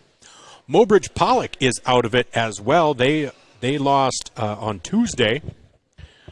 Oh, no. I'm sorry. I was thinking of somebody else. Mobridge Pollock is in. So you have 1, 2, 3, 4, 7, and 8. Wagner's in. Sioux Valley's in. Aberdeen Roncalli. I believe Aberdeen Roncalli beat Millbank, 46-16. Mount Vernon Plankinton's in. Groton area lost to Sisseton. Oh, wait. I spoke too soon. 1 minute to go in OT. Sisseton leads 46-42. So I came back. Yeah, so Groton area and Sisseton, because that is in Groton area. Lennox is out. Then you have Miller. They're out. Miller's in. They beat Chamberlain. Lakota Tech beat Winter. St. Thomas More won. Flandreau won. Sisseton. It's going to be between Sisseton and Groton area. Great Plains Lutheran lost. Canton lost. Troy Valley lost. So West Central, the 22nd ranked team, will be in. And I think that is everybody in the Sodak 16. Let me just do one quick double check. Yes, so that would be all of your Sodak 16. So, yeah, your teams 4 and 5 or 5 and 6 are out, as well as a couple of others. So, yeah, it's interesting. So we'll see Sioux Falls Christian versus West Central. That should be interesting. And maybe Sisseton versus Dakota Valley. But we'll see. That'll get announced here in the next day or so. Yeah, like you said, there's always one region. It may not always be Region 4, but there's always going to be one region that's probably super strong. But lately it's been Region 4. That's exactly right. And so, so when we're talking about that, it's not meant to be self-serving, because anything that gets changed, we can't rewind the clock. Right. It's that you need to be. You just want to see the best teams making it to that Sodak 16. Now, I mean, invariably you do have the lowest. Looks like the lowest seeded team is 22nd. So, but that does mean 6 teams that were higher didn't get in. Yeah, and you just don't want to get to the Sodak 16 and see a game like you saw, 81-20. You don't want to see that. You want to see a competitive game. You don't want to see a running clock. Exactly, and so again, Vermillion falls 62-54 as the careers of Brook Jensen, Casey Hansen, Madigan Wallen, Maya Halverson, Amara Thomas will be come to an end on tonight's loss, and so we hope you've enjoyed our coverage.